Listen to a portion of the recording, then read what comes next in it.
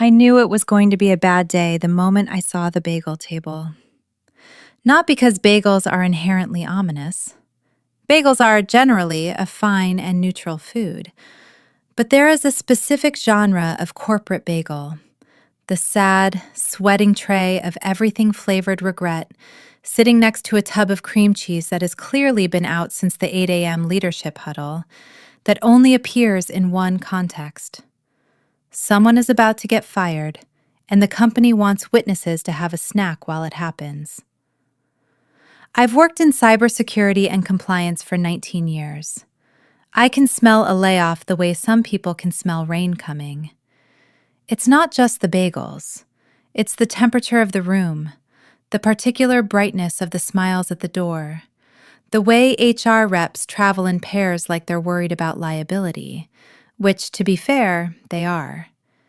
They called it an all-hands culture reset. They held it in the room they renamed the Ignite Room because apparently Conference Room 3 wasn't inspiring enough for a company whose entire product was moving other people's money around in a way that was, at minimum, supposed to be boring. I want to be extremely clear about this because it matters later. Boring is the entire point of what I do. Boring means nothing exploded. Boring means the auditors go home happy.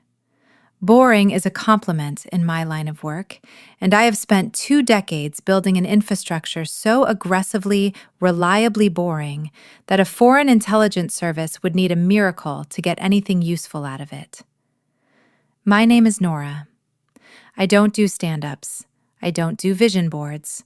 I have never once used the word synergy without a small, private part of my soul dying. What I do is information security and regulatory compliance for a mid-sized financial technology company called Meridian Trust Capital. And specifically, I am the person responsible for a small, unglamorous, extremely important sliver of Meridian's business, the part where we process payment disbursements for a federal agency. Not the flashy federal agency, not the one with the 3-letter name people whisper about in bars. A quieter one. An office inside the Department of Defense that handles contractor payments and, on the side, some financial integrity monitoring work that nobody at cocktail parties has ever heard of, and nobody at cocktail parties ever will. Because if they had, I would have failed spectacularly at my job. That contract is the reason Meridian's building has marble in the lobby. It is also the reason I have spent 19 years of my professional life being functionally invisible. I stood at the back of the Ignite room that morning, leaning against the door frame that led to the server corridor, because I like having an exit route, and because, frankly, it's where the air conditioning works. The room smelled like burnt coffee and the particular anxious sweat of people who suspect they're about to be streamlined. I watched our new vice president of technology adjust the microphone with the confidence of a man who has never once had a bad performance review, mostly because he has never stayed anywhere long enough to receive one. His name was Bryce Calloway. He was 32. He had the kind of jaw that looked like it had been focus grouped, teeth so white they had their own gravitational pull, and a wardrobe that consisted entirely of quarter-zip vests in shades of approachable competence.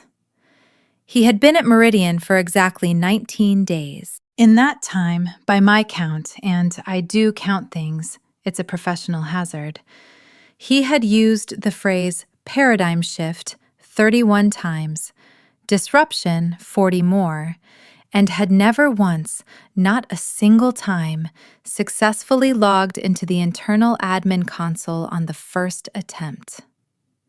I want you to sit with that for a second. The man in charge of our entire technology strategy could not remember his own password. "Team," Bryce said, tapping the mic and sending a shriek of feedback through the room that made half of engineering visibly flinch. "Family. Rock stars." He smiled the particular smile of a man who has recently discovered he enjoys having power over other people's rent payments. We are entering an era of radical agility. I checked my watch. 9:02 a.m. I had exactly 11 minutes before I needed to be back at my desk to authorize the morning encryption handshake on Node 3, a task that, if missed, would trigger an automatic lockdown protocol I did not particularly want to explain to anyone in this room, because none of them had the clearance to hear the explanation. To get there, Bryce continued, dropping into the low, mournful register that executives use right before they ruin someone's month. We need to shed some legacy weight. We need to trim what's holding us back from the cloud-native future. The room went dead silent. Somewhere behind me, a junior developer began breathing like he was preparing to give birth. "Nora," Bryce said. He didn't check a clipboard. He didn't need to. He just looked directly at me and pointed, with actual finger guns, the way you'd greet someone at a networking mixer, not the way you'd inform them their income had just ended. "You are an absolute legend around here, genuinely. But your role, it's redundant. We're migrating everything to a managed cloud environment through an external vendor. On-prem infrastructure is, frankly, dinosaur tech. Today's your last day." There is a very specific sound a room makes when 30 people simultaneously decide not to breathe. I heard it. I felt the eyes swivel toward me, sympathy from the older engineers who understood exactly what dinosaur tech actually meant. Confusion from the newer hires who had no idea why the woman from the storage closet next to the server room was apparently a legend. I did not cry. I did not raise my voice. Something in me went very, very cold and very, very clear. The way it does when I'm staring at an anomalous line in a security log at 2 a.m. That specific feeling of, there it is. There's the problem. Now let's isolate it. "Is that so?" I said. It wasn't really a question. "It is," Bryce said, warming to the moment, clearly enjoying the sensation of authority the way a toddler enjoys a new toy he doesn't yet understand can break. "HR has your packet ready. Security will walk you out. Oh, and Nora, if you could leave the company laptop on the table, asset retention policy." Here is the part of the story where, if this were a normal firing at a normal company, I would tell you about my 15 years of loyalty, the weekends I spent patching zero-day vulnerabilities while everyone else was at their kids' soccer games, the 2 separate incidents where I stayed up 11 straight hours, keeping the network from folding in on itself, while nobody upstairs even knew there'd been a fire.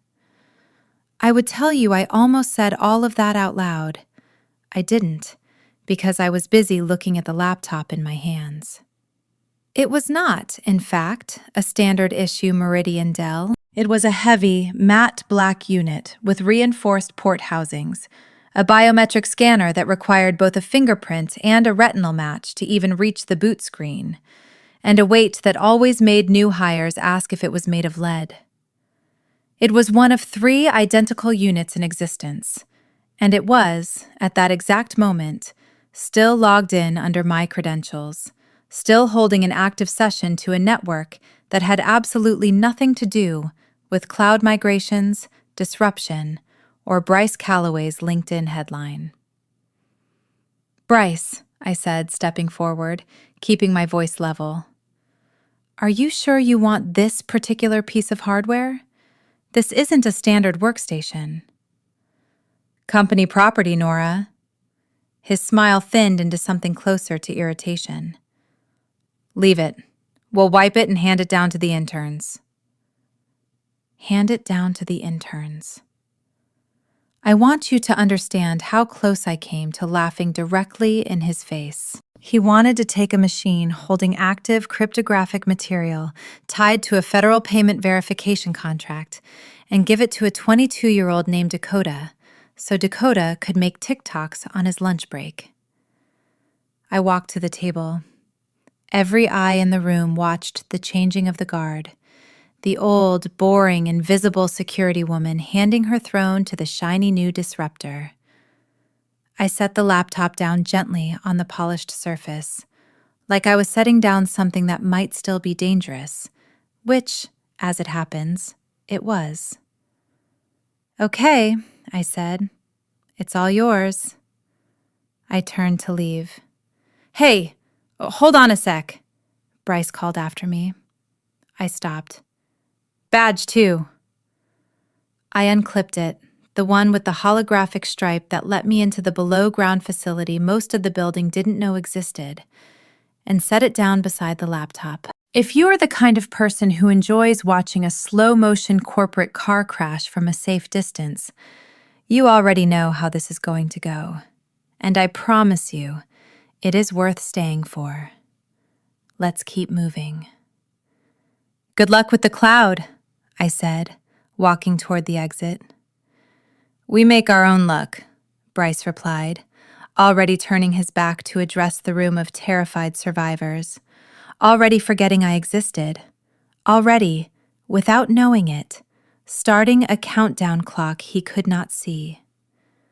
I walked past the motivational posters in the hallway, "Grit, hustle, disrupt yourself," and stepped into the elevator alone. My hands weren't shaking. My pulse wasn't racing. I was doing something I've come to think of, after 2 decades in this field, as going into diagnostic mode. Cataloging facts, setting emotion gently to the side like a coat on a chair. Because Bryce Calloway did not know what he had just done. That laptop wasn't company property being repurposed. It was federal infrastructure on loan to Meridian under a contract with more compliance clauses than most people read in a lifetime. It was tracked. It was monitored. And it had a small, easily overlooked sticker on the underside of the chassis that he had never once bothered to read. As the elevator doors slid shut on the office I had spent 19 years quietly holding together, I reached into my jacket pocket and felt the small, unremarkable shape of a USB drive I keep on my person at all times. Not stolen data, I want to be clear about that immediately, because I am not a criminal and this is not that kind of story. It was my personal key recovery token, something my clearance terms legally require me to carry at all times, separate from any device, separate from any network. Without me, and without that key, the machine sitting on the table in the Ignite room wasn't a laptop anymore. It was a very expensive brick, with a live cryptographic session, and no one qualified to close it out properly. I walked into the parking lot. The sun was out. Somewhere, a bird was doing something cheerful and oblivious, and I had the very specific, very calm feeling that the federal government was about to become extremely interested in Meridian Trust Capital's asset retention policy. I sat in my car for a long moment before starting the engine, a practical 10-year-old sedan, because I am an adult and my retirement account is more interesting to me than my hubcaps, and watched the building through the windshield. Through the glass wall of the Ignite room, I could see Bryce gesturing enthusiastically at the survivors, probably explaining, in slide form, how much money he'd just saved the company by eliminating redundant overhead. "Idiot," I said to no one. I didn't drive home. I drove 40 minutes out to a diner I like, off the highway. The kind of place with vinyl booths and a waitress who calls everyone hun, regardless of age or apparent life circumstances. I ordered coffee and a slice of pie I didn't really want, and I sat there for 2 hours doing absolutely nothing productive, on purpose. This requires a little explanation, because it's the first of several moments in this story where I did something that looked, from the outside, like grief, and was actually strategy. I needed a clean timestamp. I needed the record to show an unambiguous gap between the minute my employment ended and whatever monumentally stupid thing Bryce was about to do next, because, and I promise this becomes important, Intent matters enormously in federal compliance law, and I did not want a single minute of what came next to be traceable back to me pulling strings. I wanted Bryce Calloway to hang himself with a rope he picked out, tied himself, and put around his own neck without my assistance. So I drank my coffee, I ate my pie, I let the clock run. My home office, when I finally got there that evening, is the opposite of everything I'd just left behind. No motivational posters, no exposed brick meant to evoke innovation, just a clean desk, a triple monitor setup that hums at a low, steady frequency I find genuinely soothing, and a chair I paid an embarrassing amount of money for because I sit in it more hours than I'd like to admit. It is, in every meaningful sense, a sanctuary. I sat down. I exhaled. The adrenaline from the morning was already fading into something duller and uglier. The specific ache of being called redundant by a man who, 3 weeks earlier, hadn't known the difference between a firewall and a Wi-Fi router. I built that network. I hardened it against a targeted intrusion attempt back in 2016 that, had it succeeded, would have made the evening news. I fought off a crypto mining infestation in 2020 that tried to quietly hijack half our compute for someone else's benefit. And now, I was redundant, according to a man who wore loafers with no socks to a client meeting and called it confidence. I opened my personal laptop, my own, clean, properly provisioned machine, not the government asset, not anything remotely connected to Meridian's internal network. I want to say this plainly because it matters. I did not hack back into my former employer. I didn't need to. I hadn't lost access to the systems that mattered. Here's the part almost nobody outside my field understands. When you hold a federal security clearance tied to a specific piece of hardware, your relationship to that hardware doesn't simply end because a company decides to terminate your paycheck. Paperwork has to move through channels in Washington. Custodianship has to be formally transferred, verified, re-cleared. Until that happens, and it can take weeks, I remained, on paper, the registered custodian of record for those 3 audit nodes, whether Meridian liked it or not. I logged into the external government asset monitoring portal. It's an unglamorous gray website that looks like it hasn't been redesigned since roughly the invention of the flip phone, and yet it runs behind more layers of authentication than most people will ever interact with in their lives.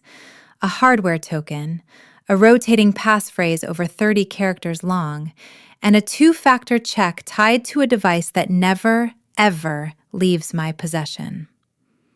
Access granted. I navigated to the asset status dashboard. 3 entries, exactly where they should be. Node 1, offline, secured, server room. Node 2, offline, secured, backup vault. Node 3, my stomach dropped. Node 3 was active. That should not have been possible. That specific unit is engineered to fall into a locked sleep state the instant my biometric signature is out of proximity range for more than 10 minutes. It is not a laptop that boots up because someone hits the power button.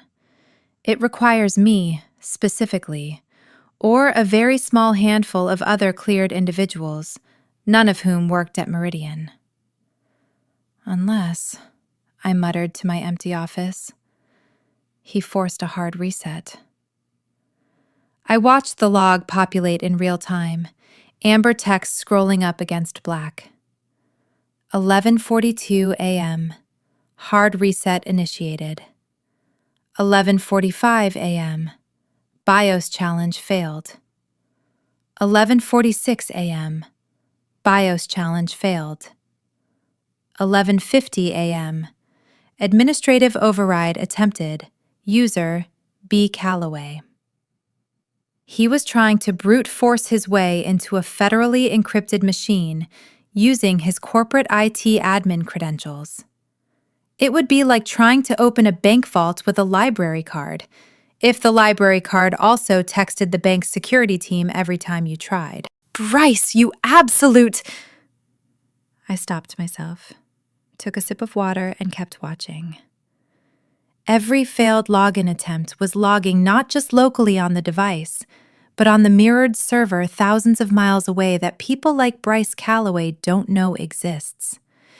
He was flagging himself over and over with a message that read, in effect, "Hello, I am an unauthorized user actively attempting to access classified hardware." Then the log entries changed color. Red. 12:05 p.m. Perimeter breach alert. Intrusion sensor triggered on external port. He wasn't just trying to log in anymore. He'd plugged the machine into the open internet. I closed my eyes and pressed 2 fingers against the bridge of my nose. Those audit nodes are, by design, air-gapped.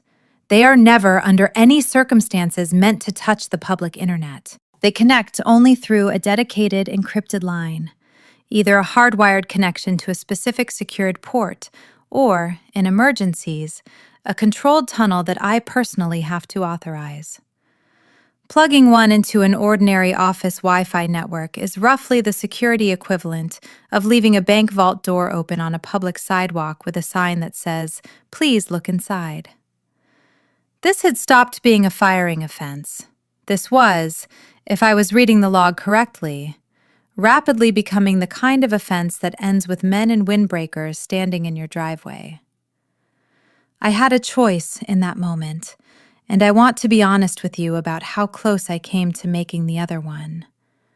I could have called the office, gotten Bryce on the phone, screamed at him to unplug the device before an automated security sweep caught the breach and things escalated beyond anyone's control. I could have saved his job. I could have saved Meridian from a fine that would make their quarterly earnings call extremely uncomfortable.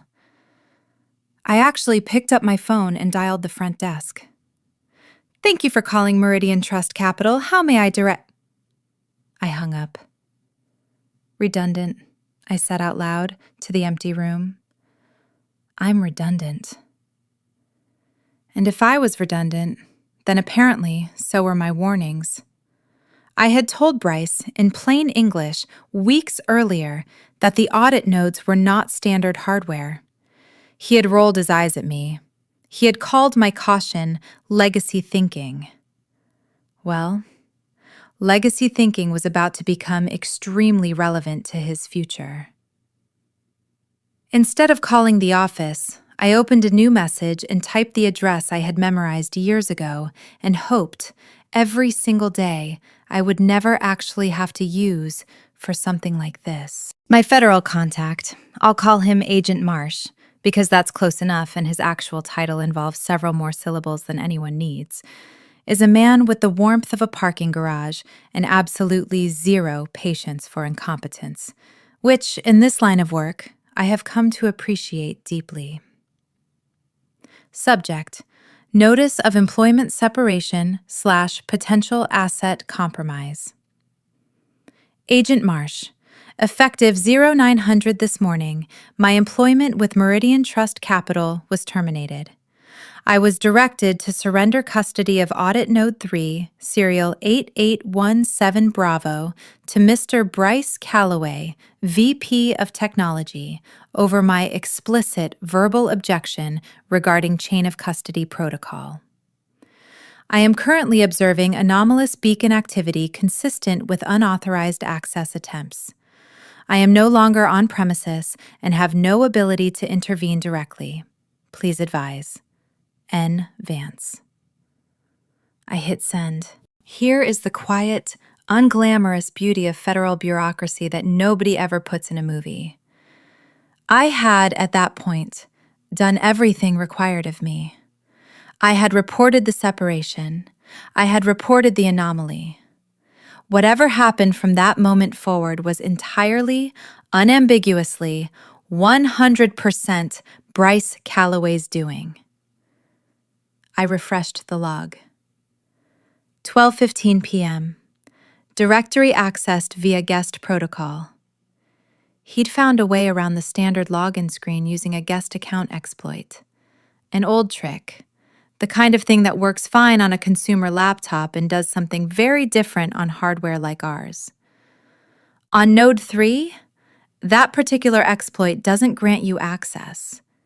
It grants you the appearance of access, while quietly recording every keystroke, every click, every second you spend inside, and pinpointing your physical location down to the room. We call it, informally, the honeypot mode. Bryce thought he'd cracked it. I could picture him exactly, spinning his monitor around to show off to whichever junior staffer was unlucky enough to be standing nearby. Look at this. She thought she locked it down. I'm in. He was clicking through folders labeled things like confidential budget projections and Program Alpha, do not distribute. Folders I had built years earlier specifically to be irresistible and specifically to contain absolutely nothing real. Digital flypaper. And then I saw the metadata tag on a file he had uploaded, not downloaded, uploaded to the machine. Finite. Draper pitch underscore final underscore v3.pptx. 41 megabytes. He wasn't just poking around a machine that didn't belong to him.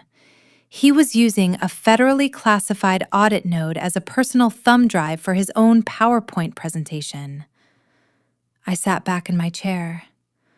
The house was very quiet, the kind of quiet that has weight to it. You didn't just touch the stove, Bryce, I said to the screen. You climbed inside the oven. To understand why Bryce Calloway was, at that very moment, dancing barefoot across a floor made entirely of landmines, you need a little history.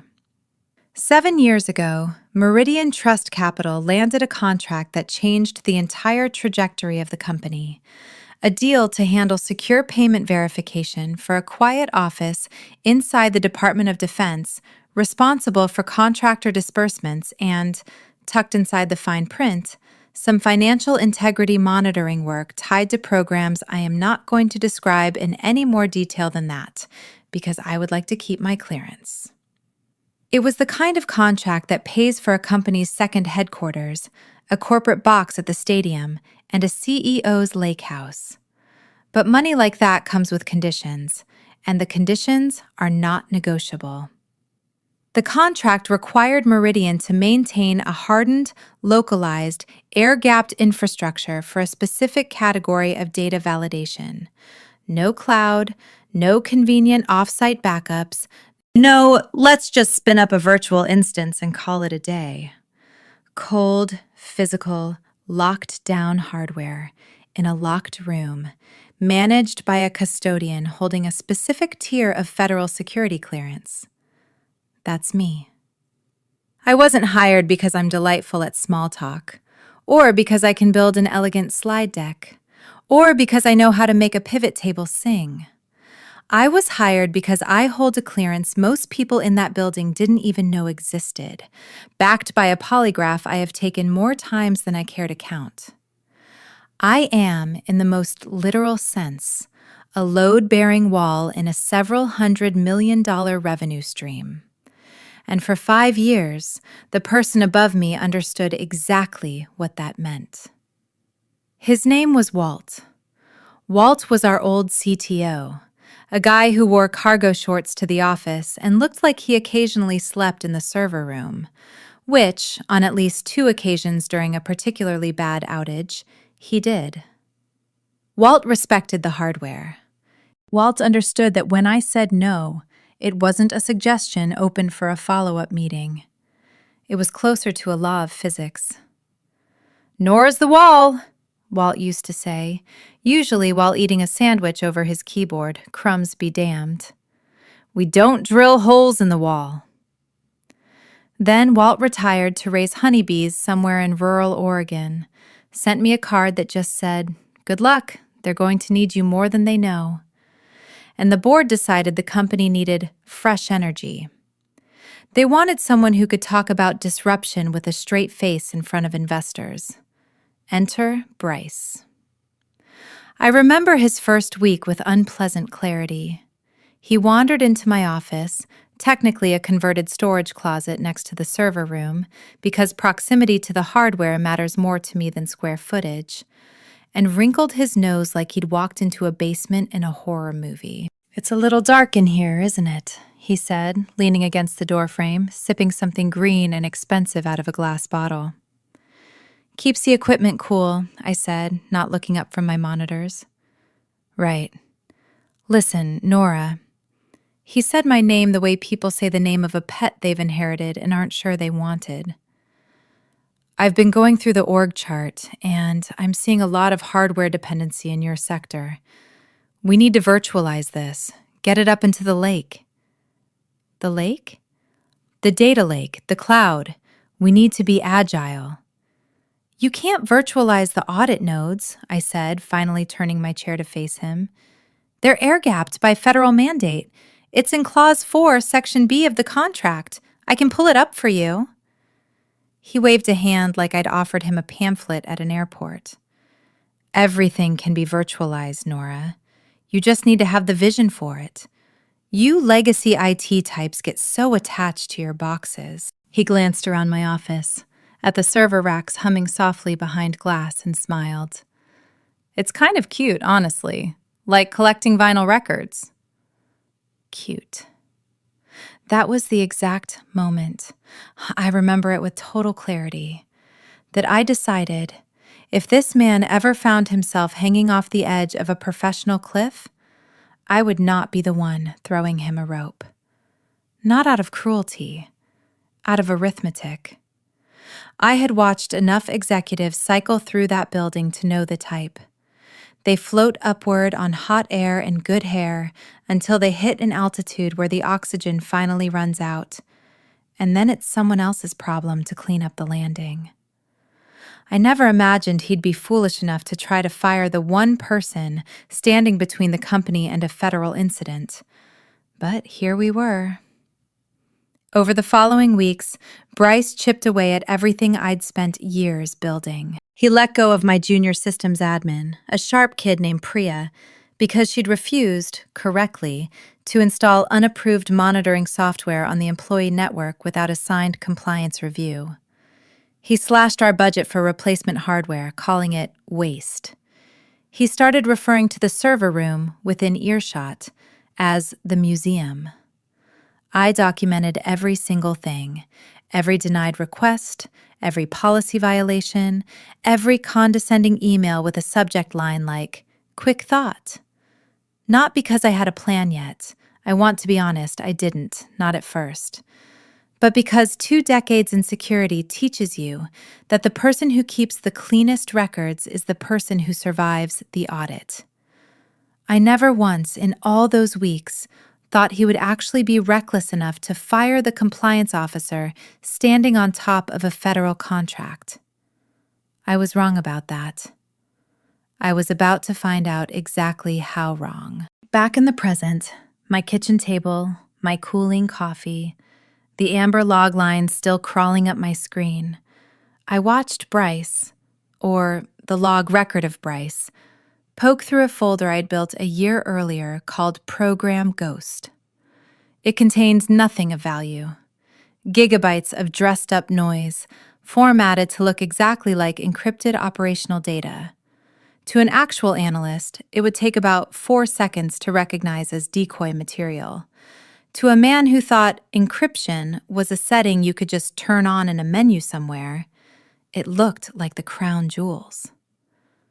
I remembered a conversation from 2 weeks earlier, one that had barely registered as strange at the time. Bryce had been bragging in the break room about an upcoming pitch to a defense contractor. I'll call them Draper Systems, a company that builds secure logistics software for the military and does not, generally, have a sense of humor about people wasting its time. He'd been pacing around my office while I tried, unsuccessfully, to get any work done. "I need something with real wow factor," he'd said. I need to show them we're not just a bank. We're a serious tech player. Military-grade analytics, that kind of thing. We're not spies, I'd told him. We process payments. Not with that attitude, he'd said, and left. Now, staring at a metadata tag for a pitch deck sitting on a classified device, I understood, with total clarity, exactly what he was planning to do. He was going to walk into a room full of defense industry professionals, open a mysterious, government-marked black laptop in front of them, and say, in effect, "Look what my team built." He wasn't just incompetent anymore. He was, professionally speaking, about to commit suicide in front of an audience. I felt a strange, small pang of something that wasn't quite sympathy but lived somewhere in its neighborhood. Not for him, God no, but for the sheer, staggering waste of it. He had a business degree from a good school. He had a jawline that belonged on a recruiting poster. He had, by every conventional measure, a future. And he was about to trade all of it for the chance to look impressive in front of a defense contractor for 45 minutes. I minimized the log window and opened a blank document. I titled it simply, Chronology of Compromise. I began typing. Date, redacted. Event, unauthorized seizure and use of federal asset. Actor, B. Calloway, VP Technology. I wasn't keeping a diary. I was drafting an affidavit. Because when this settled, and it was going to settle, one way or another, very soon, there was going to be an inquiry, and I intended to be the person holding the pen, not the person explaining herself to a room full of federal investigators. There's a phrase people in my field use, half as a joke and half as gospel. You can delete the file, but you can't delete the shadow. Metadata is the shadow. It's the quiet, patient record of who touched something, when, from where, and for how long. Bryce believed that possessing the physical laptop meant he possessed control over it. He didn't understand that the laptop was never the point. It was a terminal. Something else, somewhere else, was always watching. I spent the rest of that afternoon compiling the record. It was tedious in the way that satisfying things sometimes are, like organizing a junk drawer you've been avoiding for years. Item A, the timestamp of him connecting classified hardware to an open commercial Wi-Fi network. Item B, the moment he disabled what he believed was the antivirus software, which, unbeknownst to him, only silenced the notification icon and did nothing whatsoever to the actual protective layer running beneath it. Item C, a screenshot of him attempting to copy files from the honeypot directory onto a USB drive the system flagged instantly as an unrecognized, unauthorized storage device. That last one in particular is what compliance people refer to, informally, as lose your career forever territory. And then there was the camera. Audit nodes like ours are fitted with a small internal sensor that silently captures an image every time a security flag is triggered, a failed login, an unrecognized device, an unauthorized network handshake. In just under 3 hours, Bryce had generated enough flags to fill an entire folder. I opened the image cache. There he was, grainy, black and white, lit only by the glow of his own screen. In one frame, he was frowning in concentration. In another, laughing, gesturing at the monitor, while a blurry junior staffer nodded along enthusiastically in the background. In a third, and I want you to sit with this one, he was eating a burrito directly over the open keyboard. Crumbs in the keyboard, I typed into my growing document, mostly for my own satisfaction. Violation of physical handling protocol for classified hardware. Petty? Maybe a little. Accurate? Absolutely. At 3:04 p.m., my phone rang. Unknown number, area code local to a part of Virginia that a lot of very quiet, very serious offices happen to call home. I picked it up on the first ring. Nora. The voice was dry, unhurried, and sounded like it belonged to a man who had read more redacted documents than actual novels.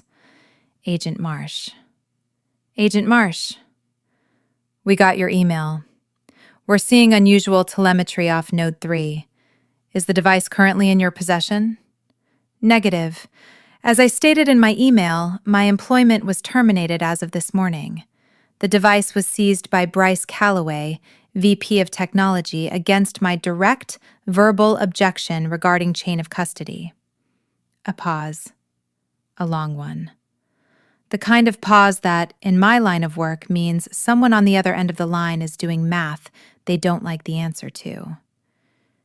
He seized a node, Marsh said finally, his voice dropping half an octave.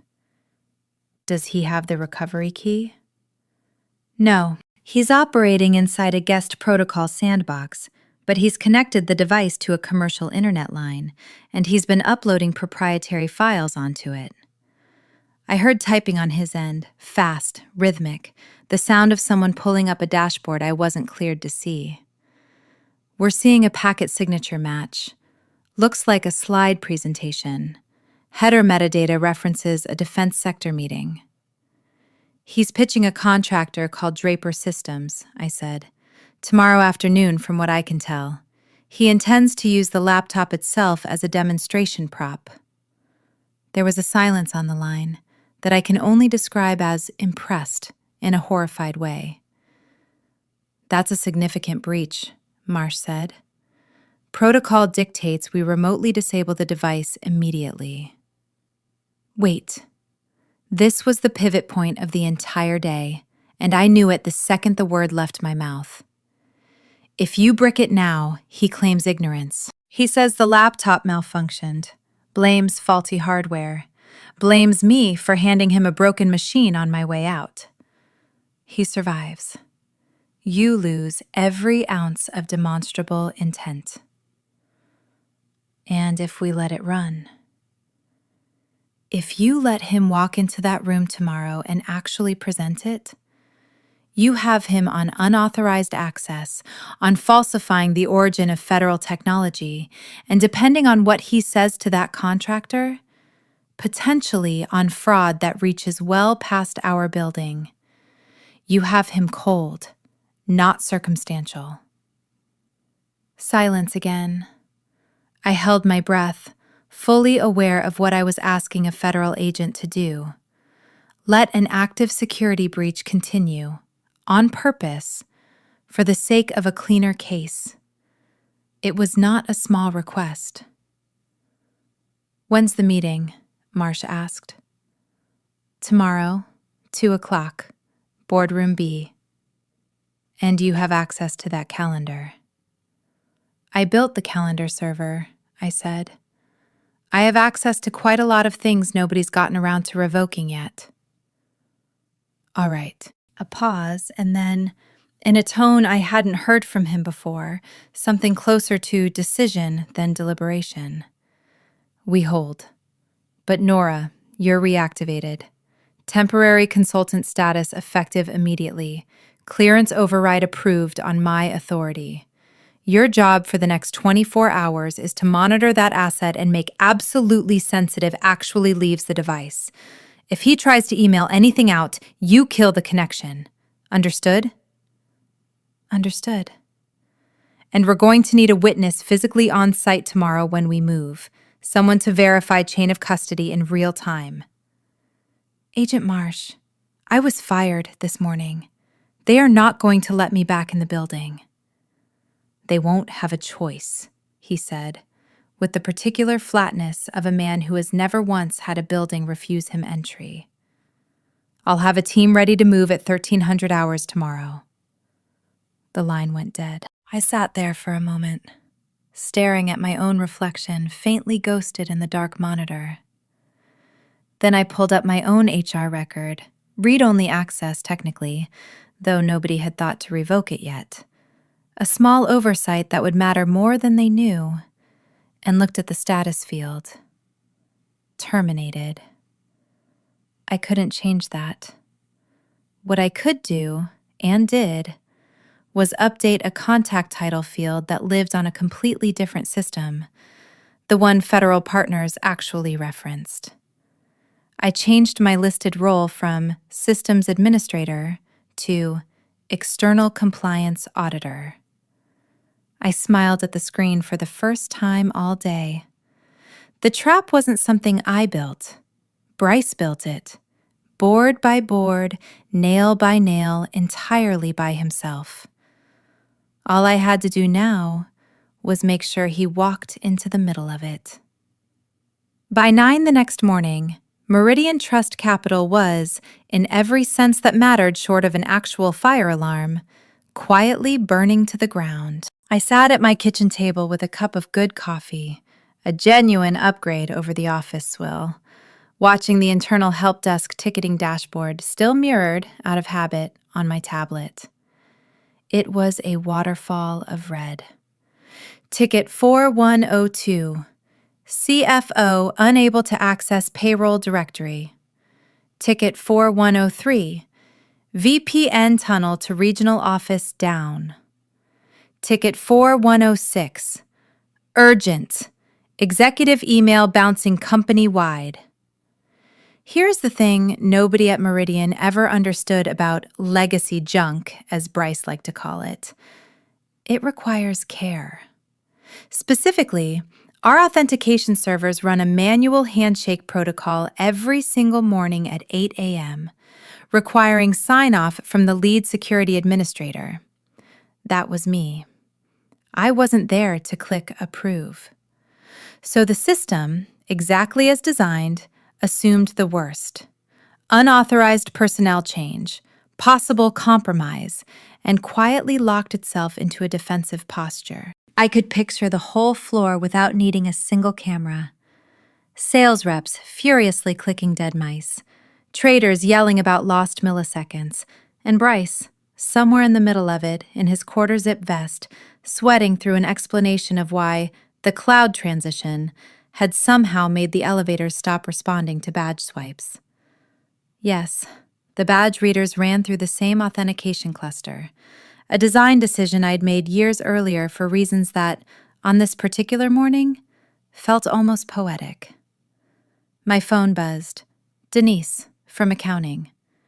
Denise brings donuts on Fridays and knows more real information about the company than the entire HR department combined.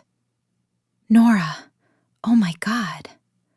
She was whispering, and I could hear the tile echo of a bathroom stall. It's a disaster in here. Nobody can log into anything.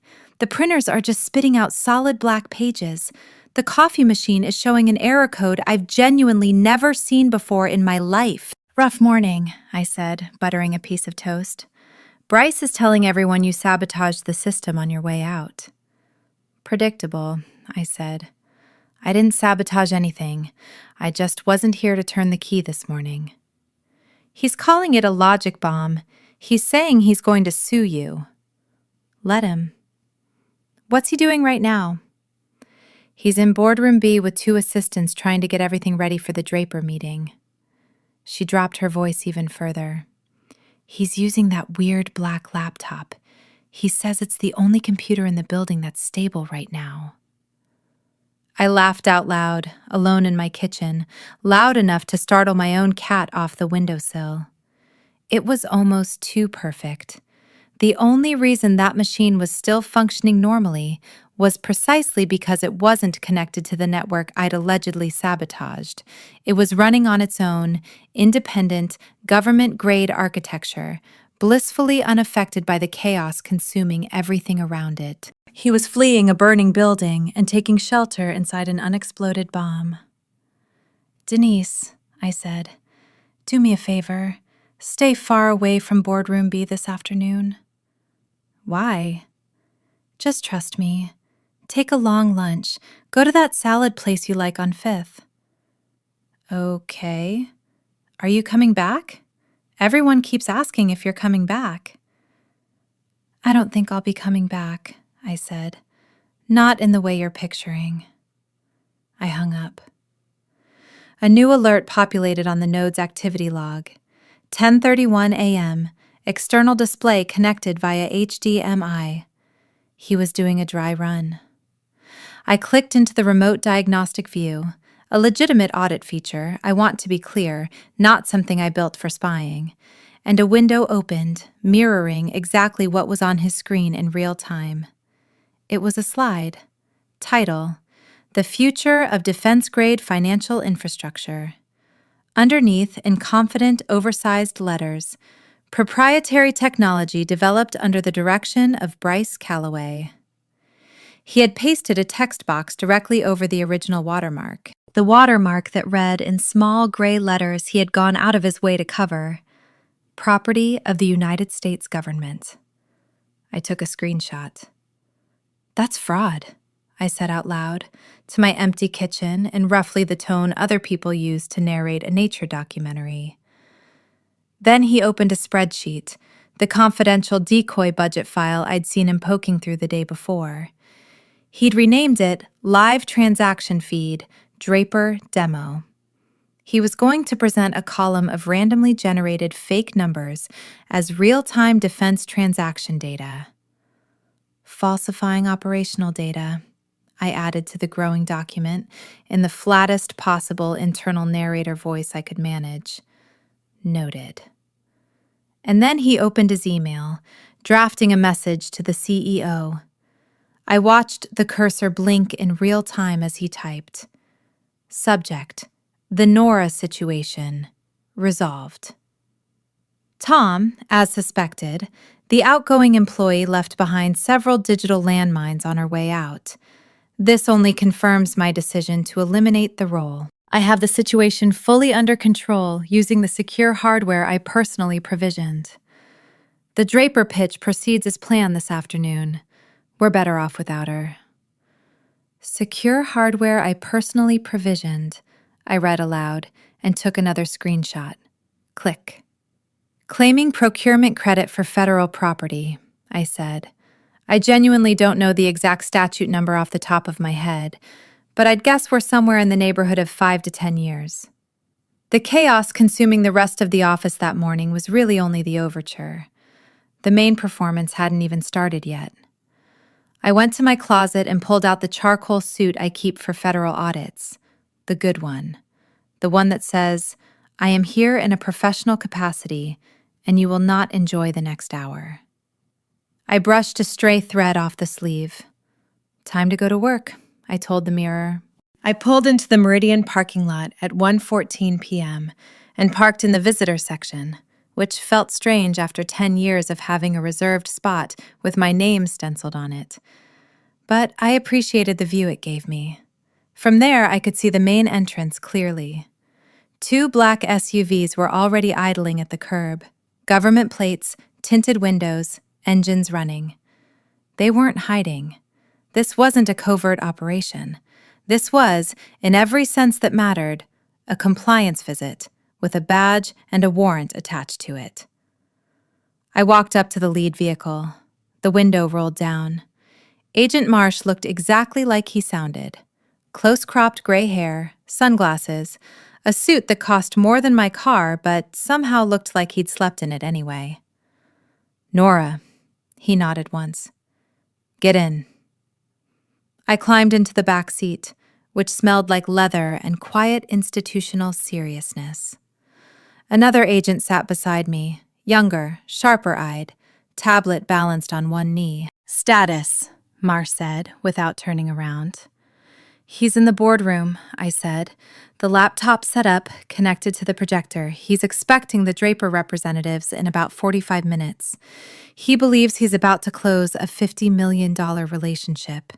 He's built a slide deck that claims ownership of the encryption protocols running on that device, and he's presenting the hardware itself as a proprietary prototype.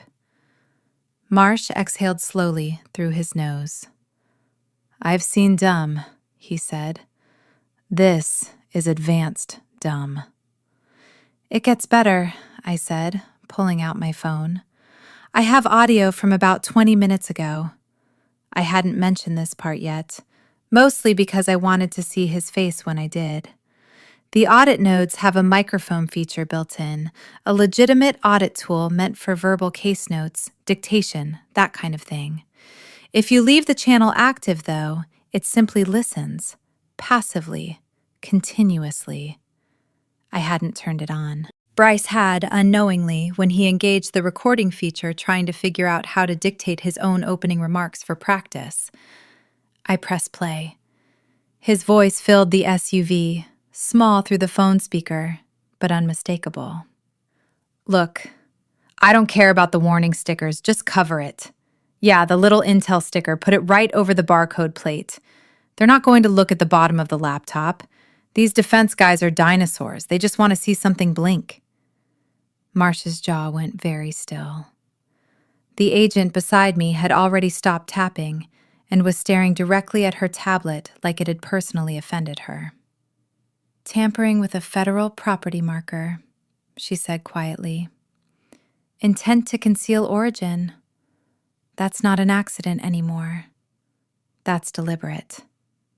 He called Draper's people dinosaurs, Marsh said, with the dry disbelief of a man watching a house of cards collapse in real time. That's not going to age well. So what's the play? I asked. Do we wait for Draper to arrive? No, Marsh shook his head firmly. We move before the third party gets involved. We do not want a defense contractor's representatives anywhere near this hardware, compromised or otherwise. We go in now, secure the asset, secure the individual. He turned to look at me directly, sliding his sunglasses down just enough to meet my eyes. Cold, gray, unreadable. He's going to make a scene. He thinks he owns this building. He's the VP, I said. As far as he knows, he does. In about 5 minutes, Marsh said, he's going to find out he doesn't even own the shirt on his back. We stepped out of the vehicle. It was a striking picture, I imagine, from the sidewalk.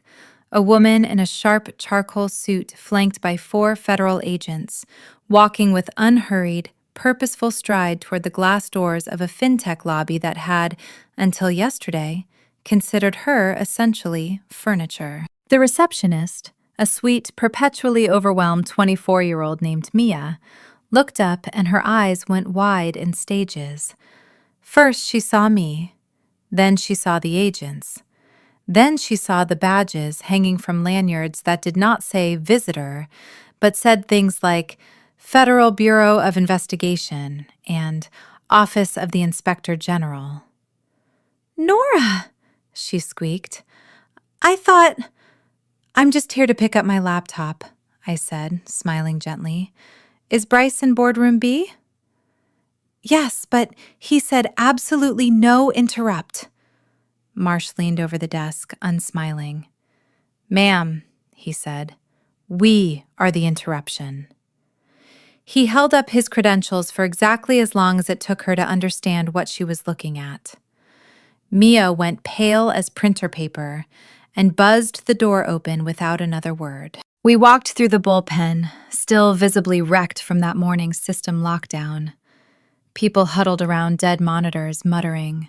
A few staring at printers still spitting out sheets of solid black ink, like some kind of corporate art installation. As we passed, conversation died in a spreading wave, heads turning, following us like a wake behind a boat. They saw me, the fired security lady, walking back through the building with what could only be described as the cavalry. I caught Denise's eye across the room. She clapped a hand over her mouth, eyes wide with something between shock and pure, undisguised glee. I gave her the smallest, most imperceptible wink I could manage. We reached the double doors of boardroom B. I could hear Bryce's voice from inside, mid-rehearsal, hitting his cadence like a man who had practiced this exact sentence in a mirror. And that's precisely why Meridian is the only serious partner for the future of defense-grade financial infrastructure. Marsh glanced at me. After you. I pushed the doors open. The doors swung open with a heavy, satisfying thud. Bryce stood at the head of the table, sleeves rolled up, hair gelled into architectural perfection, a laser pointer clutched in one hand like a magic wand. He dimmed the overhead lights to make his slides pop against the wall, and the whole room was bathed in a blue projector glow that made him look, briefly, like a man auditioning for a role in a movie about himself. He froze mid-gesture. What the? He squinted against the light spilling in from the hallway. Nora, what the hell are you doing here? I told security to... And then he saw the shapes behind me. 4 of them. He went very still.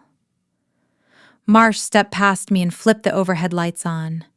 The fluorescence flickered to life, washing out Bryce's dramatic mood lighting and exposing, with unforgiving clarity, the sheen of sweat already forming on his forehead. Who are these people? Bryce demanded, his voice cracking slightly on the last word. This is a closed meeting. I have clients arriving in 20 minutes. I need everyone to leave. He tried to summon his best commanding executive voice, the one he'd clearly rehearsed. It did not land, not against these 4. Mr. Calloway, Marsh said, stepping forward. He didn't raise his voice. He didn't need to. He spoke with the quiet, unhurried volume of a man who has never once needed to shout to be obeyed. Special Agent Marsh, Office of the Inspector General. This is Agent Reyes, FBI Cyber Division. Bryce blinked. The laser pointer trembled in his hand, dragging a jagged red line across the projected slide behind him. Is this a joke? Did Nora hire actors? He laughed, high and nervous, and looked at me with something between a sneer and genuine confusion. That's pathetic, Nora. Even for you. Fake cops. Really? I said nothing. I walked to the side of the table, set my bag down, and crossed my arms. It's not a prank, Bryce, I said quietly. Marsh circled the table slowly, deliberately, the way you'd approach something you didn't want to spook. He stopped directly in front of Bryce. We have reason to believe you're currently in unauthorized possession of classified government hardware, Marsh said. Specifically, Audit Node 3, serial number 8817-Bravo. Bryce scoffed, though it came out weaker than he probably intended. Hardware? You mean the laptop? That's company property. I fired her. He jabbed the laser pointer in my direction. I retained the asset. That's standard procedure. Is it? Marsh said. He looked past Bryce at the laptop sitting open on the table, still plugged into the projector, the slide behind him still glowing with the words, proprietary technology. Mr. Calloway, are you personally claiming ownership of the technology currently displayed on that screen? Absolutely, Bryce said, puffing his chest out, apparently deciding this was a moment to double down rather than reconsider. I developed the integration strategy myself. It's a genuine breakthrough. Marsh glanced at Agent Reyes. She tapped her tablet. Recording. Subject verbally claims ownership of classified encryption protocol. Subject? Bryce's face went a deep, unattractive shade of red. Now hold on. I know the CEO of this company personally. I will have every single one of your badges pulled by the end of the laptop, Bryce, I interrupted. He looked at me, momentarily thrown. What? The one you're using right now. The one you called Dinosaur Tech yesterday. The one you're about to pitch to Draper Systems in, I checked my watch, about 18 minutes. "It's just a computer," he snapped. "It's a tool, and it's mine now." "Actually," I said, "it's not." I looked at Marsh. Marsh nodded once and turned back to Bryce. "Mr. Calloway," Marsh said, "please step away from the device." "No." Bryce planted his hand flat on the lid, as if he could shield it through sheer force of will. "This is my presentation. My work is on there." "Step away from the device." Marsh's hand drifted, casually, unmistakably, toward his belt. He didn't draw anything. He didn't need to. The shift in his posture alone did all the necessary work. The temperature of the room dropped 10 degrees. Bryce lifted his hand off the laptop like it had suddenly turned red hot and took a step back. Fine. Look at it. It's just Windows, whatever, I don't... Agent Reyes pulled on a pair of nitrile gloves and unplugged the HDMI cable in one clean motion. The wall behind Bryce went black. The room felt suddenly much smaller. "Nora," Marsh said, "confirm serial number." I stepped forward and read the barcode etched along the side panel. "Serial 8817-Bravo. Confirmed." "Check the underside." Bryce made a small, strangled noise. "Oh my God, there's nothing on the underside except an Intel sticker. I checked." "You checked," I said, "or you placed it there yourself." I reached out and picked up the laptop. It was warm, genuinely warm, fans spinning hard, working overtime to cool a processor that had spent the last 24 hours grinding through unauthorized traffic Bryce had loaded onto it. "You really should have read the manual," I told him. I flipped it over. Right in the center of the chassis sat a shiny, slightly crooked blue sticker, the kind you'd find in a $5 sheet of 10 at any office supply store. The kind that says nothing at all about the machine underneath it, except that someone wanted you to think it was ordinary. "See?" Bryce said, some of his old bravado flickering weakly back to life. "Standard consumer hardware." "You bought this off a sheet of adhesive stickers on Amazon, didn't you?" I said. $5 for a pack of 10. "I don't know what you're talking about," he said, and his eyes darted unmistakably toward the door. "Agent Reyes," Marsh said, "if you would." Reyes stepped forward with a small pair of tweezers and, with the kind of surgical precision that only comes from having done this exact thing before, caught the corner of the sticker. Bryce flinched as if she'd reached for him instead. She peeled it back slowly. The adhesive gave with a soft, quiet, zipping sound. Underneath the cheap blue sticker was a metal plate, riveted directly into the chassis, red and silver, letters etched permanently into the metal itself, not something you could simply cover with a $5 decal from an office supply aisle. Marsh leaned in and read it aloud, his voice carrying with unsettling clarity through the silent room. "Property of the United States Government, Department of Defense." He paused. "Classified system. Level 5 clearance required for access. Unauthorized access, tampering, or removal constitutes a federal felony, punishable by up to 20 years imprisonment and fines not to exceed $500,000. Absolute silence. The kind that rings in your ears. Bryce stared at the plate. His mouth opened. No sound came out. He looked, in that moment, exactly like a fish that had just been hauled onto the deck of a boat and hadn't yet processed that the water wasn't coming back. That wasn't there before, he finally managed. "Nora put that there. She's framing me." Marsh straightened, unimpressed. "Mr. Calloway, this plate is riveted directly into the casing, and the serial number matches our inventory logs from 3 years prior to your employment at this company. We also have digital records of you bypassing access protocols, uploading unclassified personal files onto a classified device, and audio of you instructing a staff member to physically conceal a federal property marker. Bryce sagged backward against the whiteboard hard enough to rattle the marker tray. I was just trying to streamline the process. I wasn't trying to.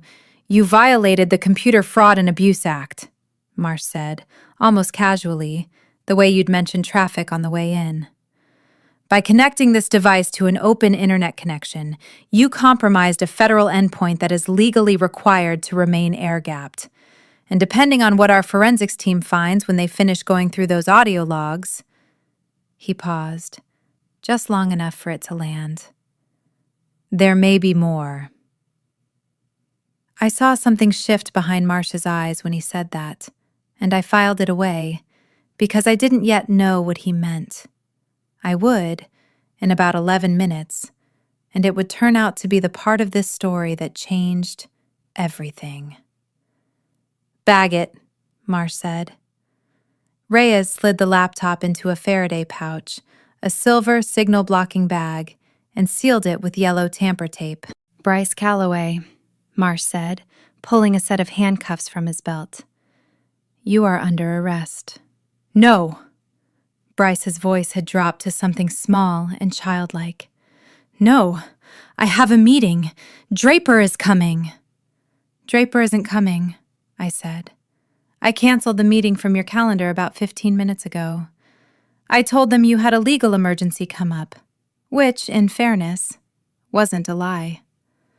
Bryce looked at me. His eyes were wet now, the arrogance drained completely out of him, leaving behind something smaller and much more human. A scared kid in an expensive vest, standing in the wreckage of his own certainty. Nora, he said, pleading now. Tell them I didn't know. I'm not a spy. I was just trying to do my job. I thought about the word redundant. I thought about dinosaur tech. I thought about Priya and the budget cuts and the museum and every small cruelty stacked one on top of another until it built something this large. Ignorance isn't a defense, Bryce, I said, especially when you put a sticker over the warning label yourself. Marsh spun him gently around. The click of the handcuffs closing sounded enormous in the quiet room.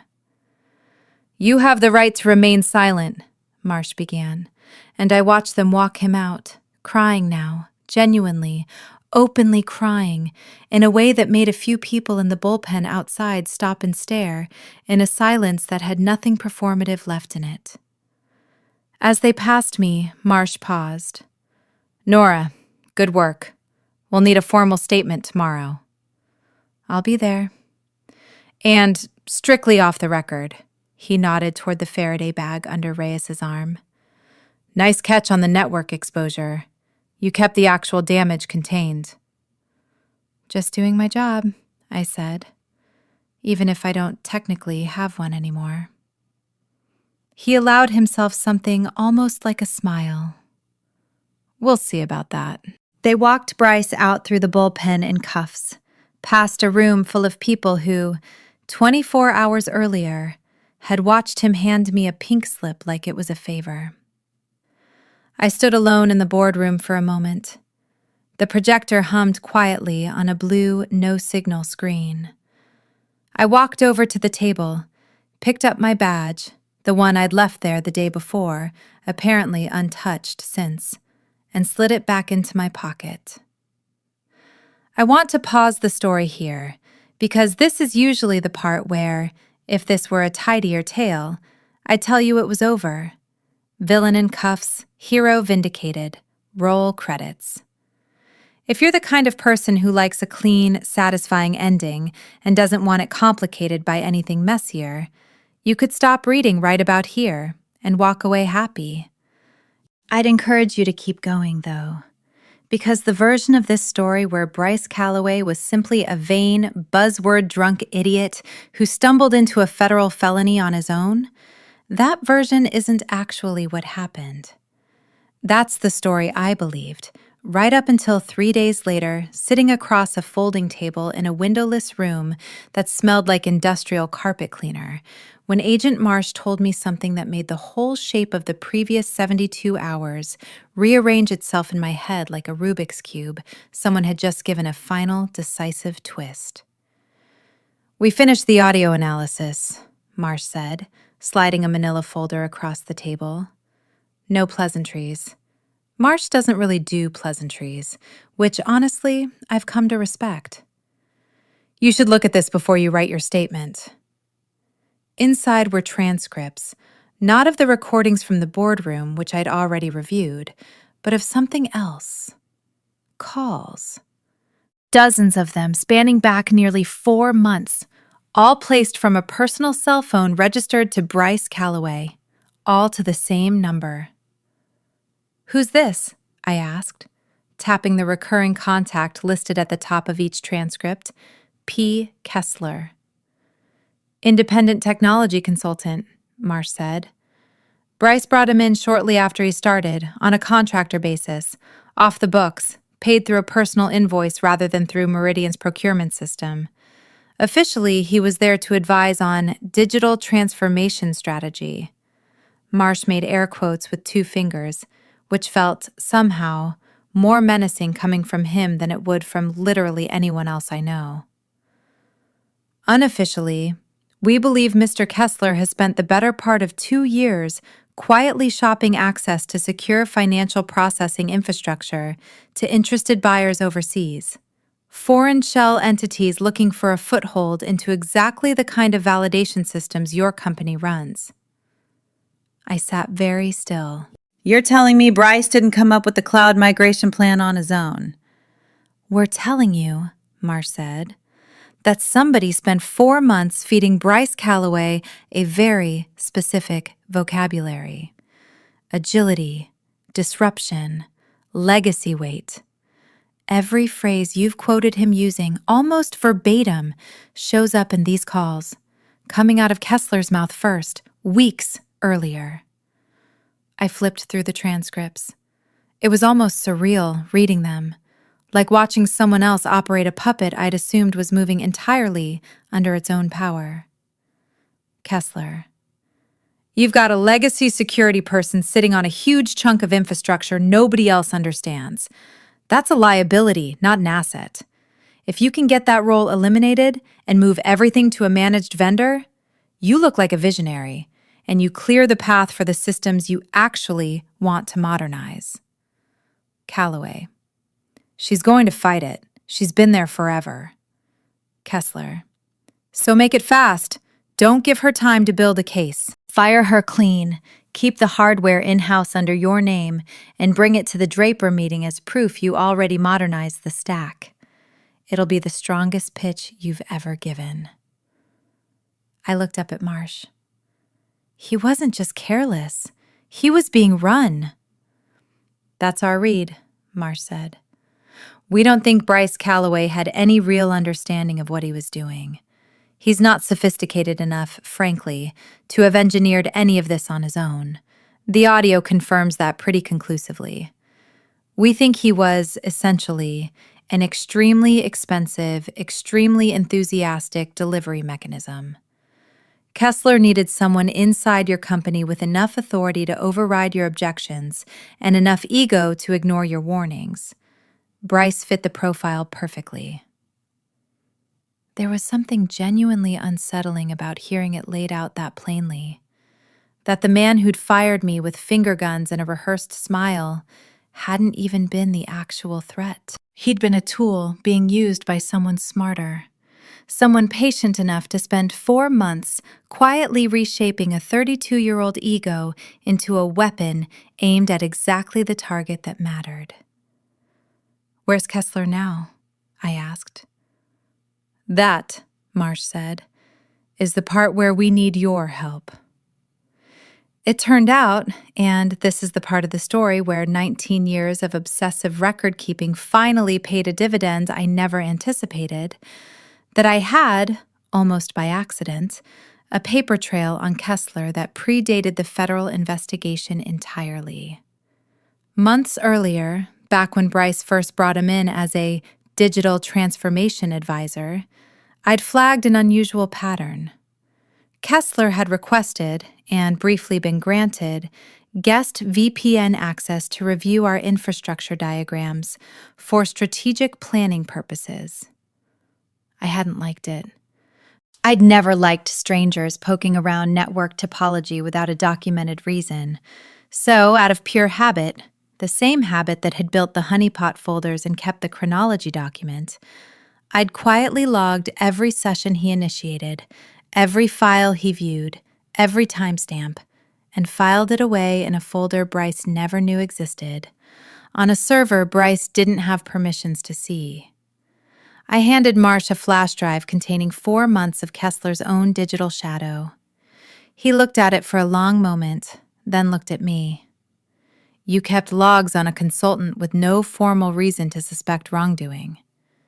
"I keep logs on everyone," I said. "It's not personal. It's Tuesday." Marsh almost smiled again. Twice in 1 week.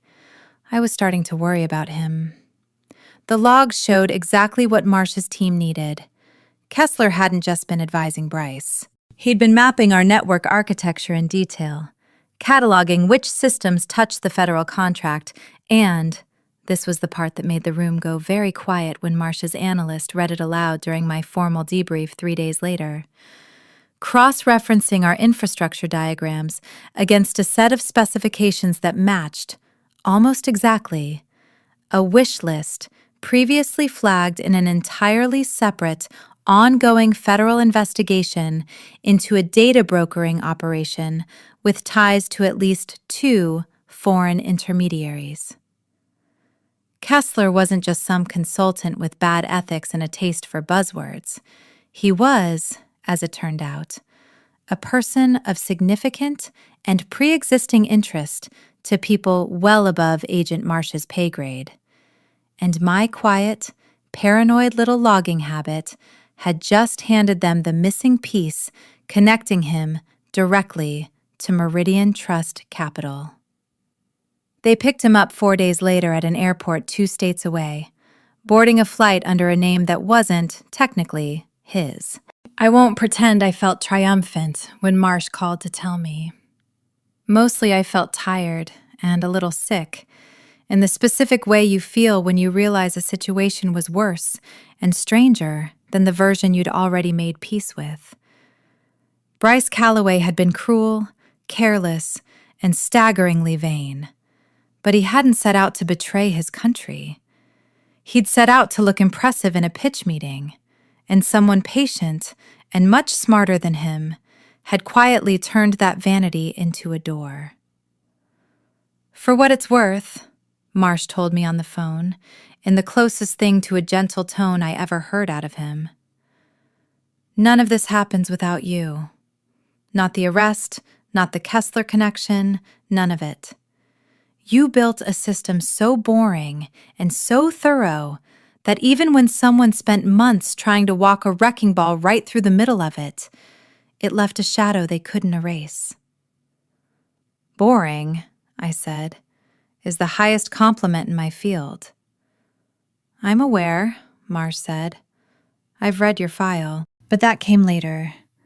Let me back up and walk you through what happened in the immediate aftermath, because the fallout at Meridian was, in its own way, almost as satisfying as the arrest itself.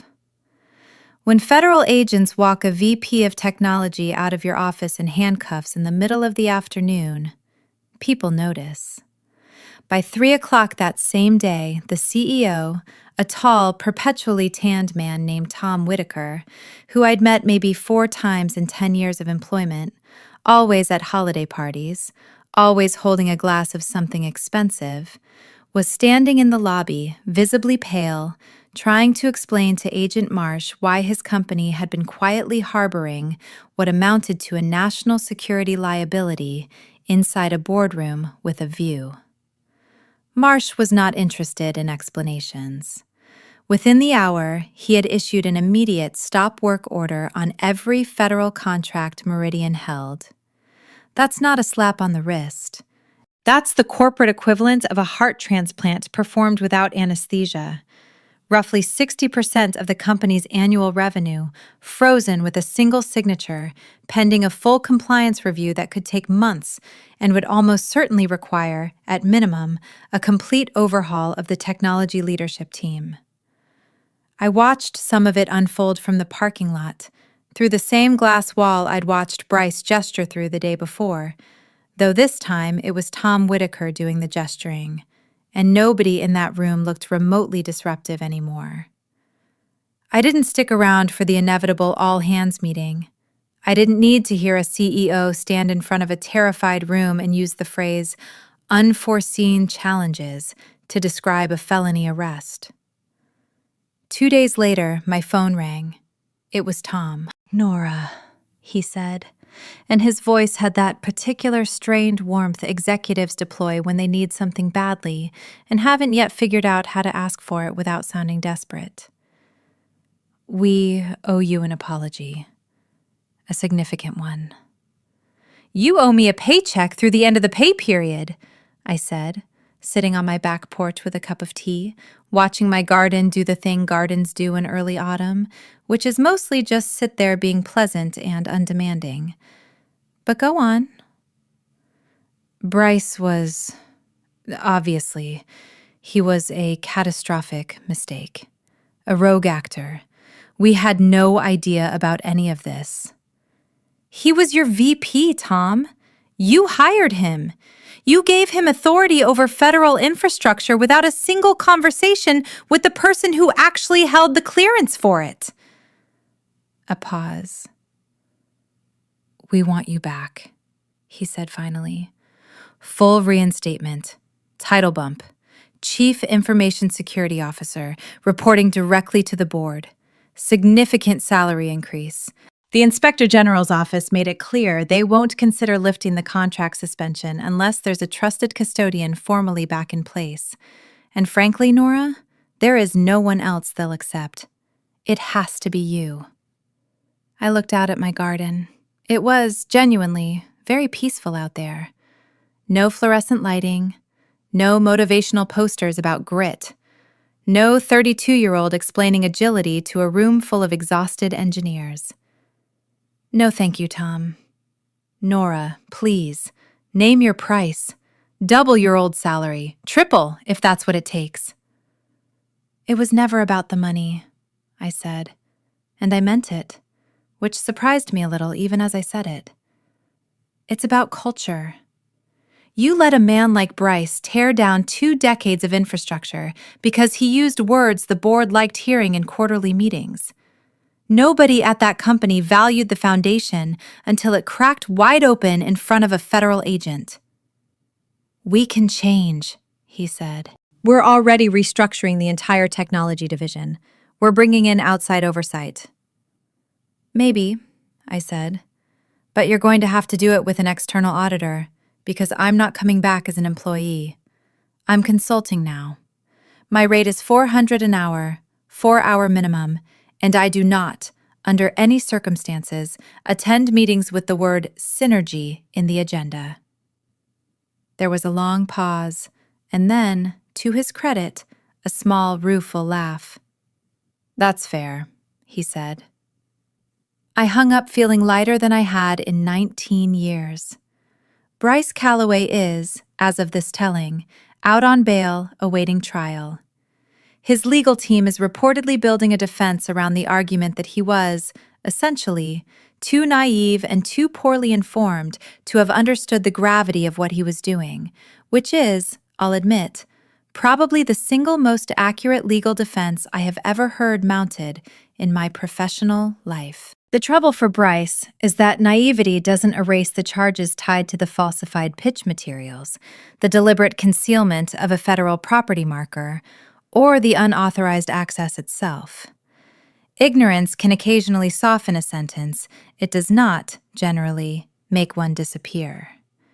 He's looking at meaningful federal prison time and a permanent, lifetime bar from ever working again in any capacity that touches government-adjacent data, which, for a man whose entire professional identity was built around being the kind of person trusted with important things, is, in its own quiet way, a harsher sentence than the prison time itself.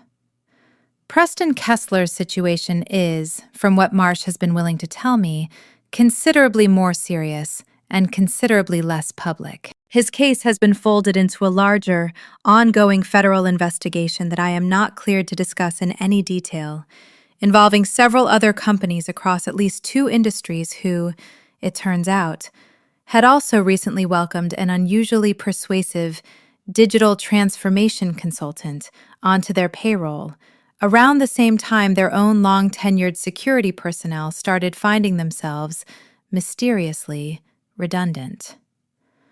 I think about that sometimes. How many other Noras, at how many other companies, watched their own version of Bryce Calloway hand a stranger the keys to something they'd spent years protecting, all because a smooth voice on the phone had convinced a vain young executive that caution was just another word for being outdated. As for Meridian, they hired my consulting firm, a company I formed with a name so deliberately boring it makes people's eyes glaze over in a good way, on a retainer basis. I go in once a week now. I wear jeans. I fix what needs fixing. I charge them an amount of money that would have made the old, exhausted, underpaid version of myself faint dead away. Last week, I walked into the server room for the first time since everything happened. It was quiet, in the way that only a properly maintained server room can be quiet. Steady fan hum, cool recycled air, everything exactly where it should be. I logged into the admin console. Bryce's old account was still sitting there in the directory, disabled, frozen exactly where it had been the moment federal agents walked him out. A little ghost in the machine. I typed a single command. Delete user B Calloway -- recursive. The system prompted me, the way it always does, patient and unbothered. Are you sure? This action will permanently remove all associated files and history. I didn't hesitate. I hit enter. User deleted. Just like that, it was as though he'd never been there at all. No more disruption, no more paradigm shifts. Just clean, quiet, unglamorous code, doing exactly what it was designed to do, without anyone in a quarter-zip vest around to call it a museum. I closed my own laptop, my own, properly labeled, entirely mine, and walked out into the cool evening air. Before I get to how this all ended, I want to back up one more time and tell you about Priya, because I think she deserves better than being a footnote in someone else's revenge story. And also because what happened with her is, in a lot of ways, the part of this whole mess that I'm proudest of. Priya was 24 when Bryce fired her, 6 months before he came for me. She'd been my junior systems administrator for just under 2 years, sharp, careful, the kind of person who reads documentation for fun and actually means it when she says, "Let me double-check that," instead of using it as a stalling tactic. Bryce fired her over a lunch break, in the hallway, not even in an office, because she'd refused, correctly, professionally, in writing, to install an unapproved employee monitoring tool on the internal network without a signed compliance review. He told her she wasn't a culture fit. She was 24 years old and had just done the single most textbook correct thing an information security professional can do, and he punished her for it in a hallway between the break room and the elevator bank. I'd written her the best reference letter of my career, and then spent 6 months feeling quietly, uselessly guilty that I hadn't fought harder for her. Because at the time, fighting harder would have meant painting a target on my own back, roughly 8 months earlier than the universe eventually got around to doing it for me. The week after Bryce's arrest made the local business section. A small, dry article that undersold the story so badly it was almost funny. Something like, "FinTech executive faces federal charges amid compliance dispute." Priya called me. She'd landed on her feet mostly, doing contract help desk work for a company that didn't deserve her. And she'd seen the headline and put two and two together faster than most of the actual journalists covering it. "Was that your laptop?" she said by way of hello. "Please tell me that was your laptop." "It was, in a manner of speaking, everyone's laptop," I said. "Legally." She laughed so hard I had to hold the phone away from my ear. When I formed my consulting practice a few weeks later, she was the first call I made. And not out of charity, I want to be clear about that, because I think it matters. She's better at threat modeling than half the people twice her age I've worked with over the years. And Bryce Calloway did the professional equivalent of throwing away a genuinely excellent tool because it came in a package he didn't personally find impressive. I offered her a senior role, real title, real equity in the practice, the kind of position that doesn't get handed to a 24-year-old very often, precisely because it's usually handed to people who talk a good game in meetings, rather than people who actually know how the systems work. "Are you sure?" she asked, on the phone, sounding genuinely stunned. "I got fired for saying no to my boss." "You got fired for being right," I told her. "Different thing entirely. I've built an entire career around people being furious with me for being right. You're going to fit in perfectly." She started the following Monday. These days, when Meridian's board asks, and they have asked more than once, with a kind of nervous, overeager formality, whether I'd consider bringing on additional headcount for the retainer, I tell them I already have exactly the person for the job, and I watch them try very hard not to visibly wince at the idea of the same 24-year-old Bryce fired, now sitting across the table from them with full sign-off authority over their infrastructure. There is a very specific, very quiet kind of satisfaction in that. I recommend it. The trial itself, when it finally happened months later, was less dramatic than you might expect, mostly because federal fraud and unauthorized access cases rarely look the way television has trained people to expect them to look. There were no shouted objections, no last-minute confessions on the stand. There was a lot of very careful, very methodical presentation of exactly the kind of evidence I'd spent that first long afternoon compiling at my kitchen table. Timestamps, metadata, screenshots, the slow, patient accumulation of a digital shadow that doesn't lie, doesn't forget, and doesn't care how good your teeth look under fluorescent lighting. Bryce's attorney, a sharp, exhausted-looking man who I genuinely think believed in the case he'd been handed the way a person believes in a lottery ticket they already suspect isn't a winner, made one real attempt to turn the tables on me during cross-examination. I want to walk you through it, because it's the kind of moment that, if you enjoy a good hook, is worth staying for. "Ms. Vance," he said, standing at a podium a respectful but pointed distance from the witness stand. "Isn't it true that you deliberately allowed a known security breach to continue, uninterrupted for over 24 hours, specifically for the purpose of building a criminal case against my client?" "I reported the breach to federal authorities within minutes of discovering it," I said. "The decision about how to respond to that report was made by federal agents, not by me." "But you advised them. You told them not to shut the device down immediately." "I provided them with technical context about the consequences of an immediate remote wipe, including the loss of evidentiary intent," I said. "The decision to proceed was theirs, made with full authority and full knowledge of the risks." "Isn't it convenient," he pressed, "that the woman who was fired the day before just happened to have the technical knowledge and the access to orchestrate the exact sequence of events that led to her former employer's arrest?" I remember looking at him for a moment before I answered, and I remember thinking, quite clearly, that this was possibly the single most important sentence I would say in the entire process, so I wanted to get it right. "I didn't orchestrate anything," I said.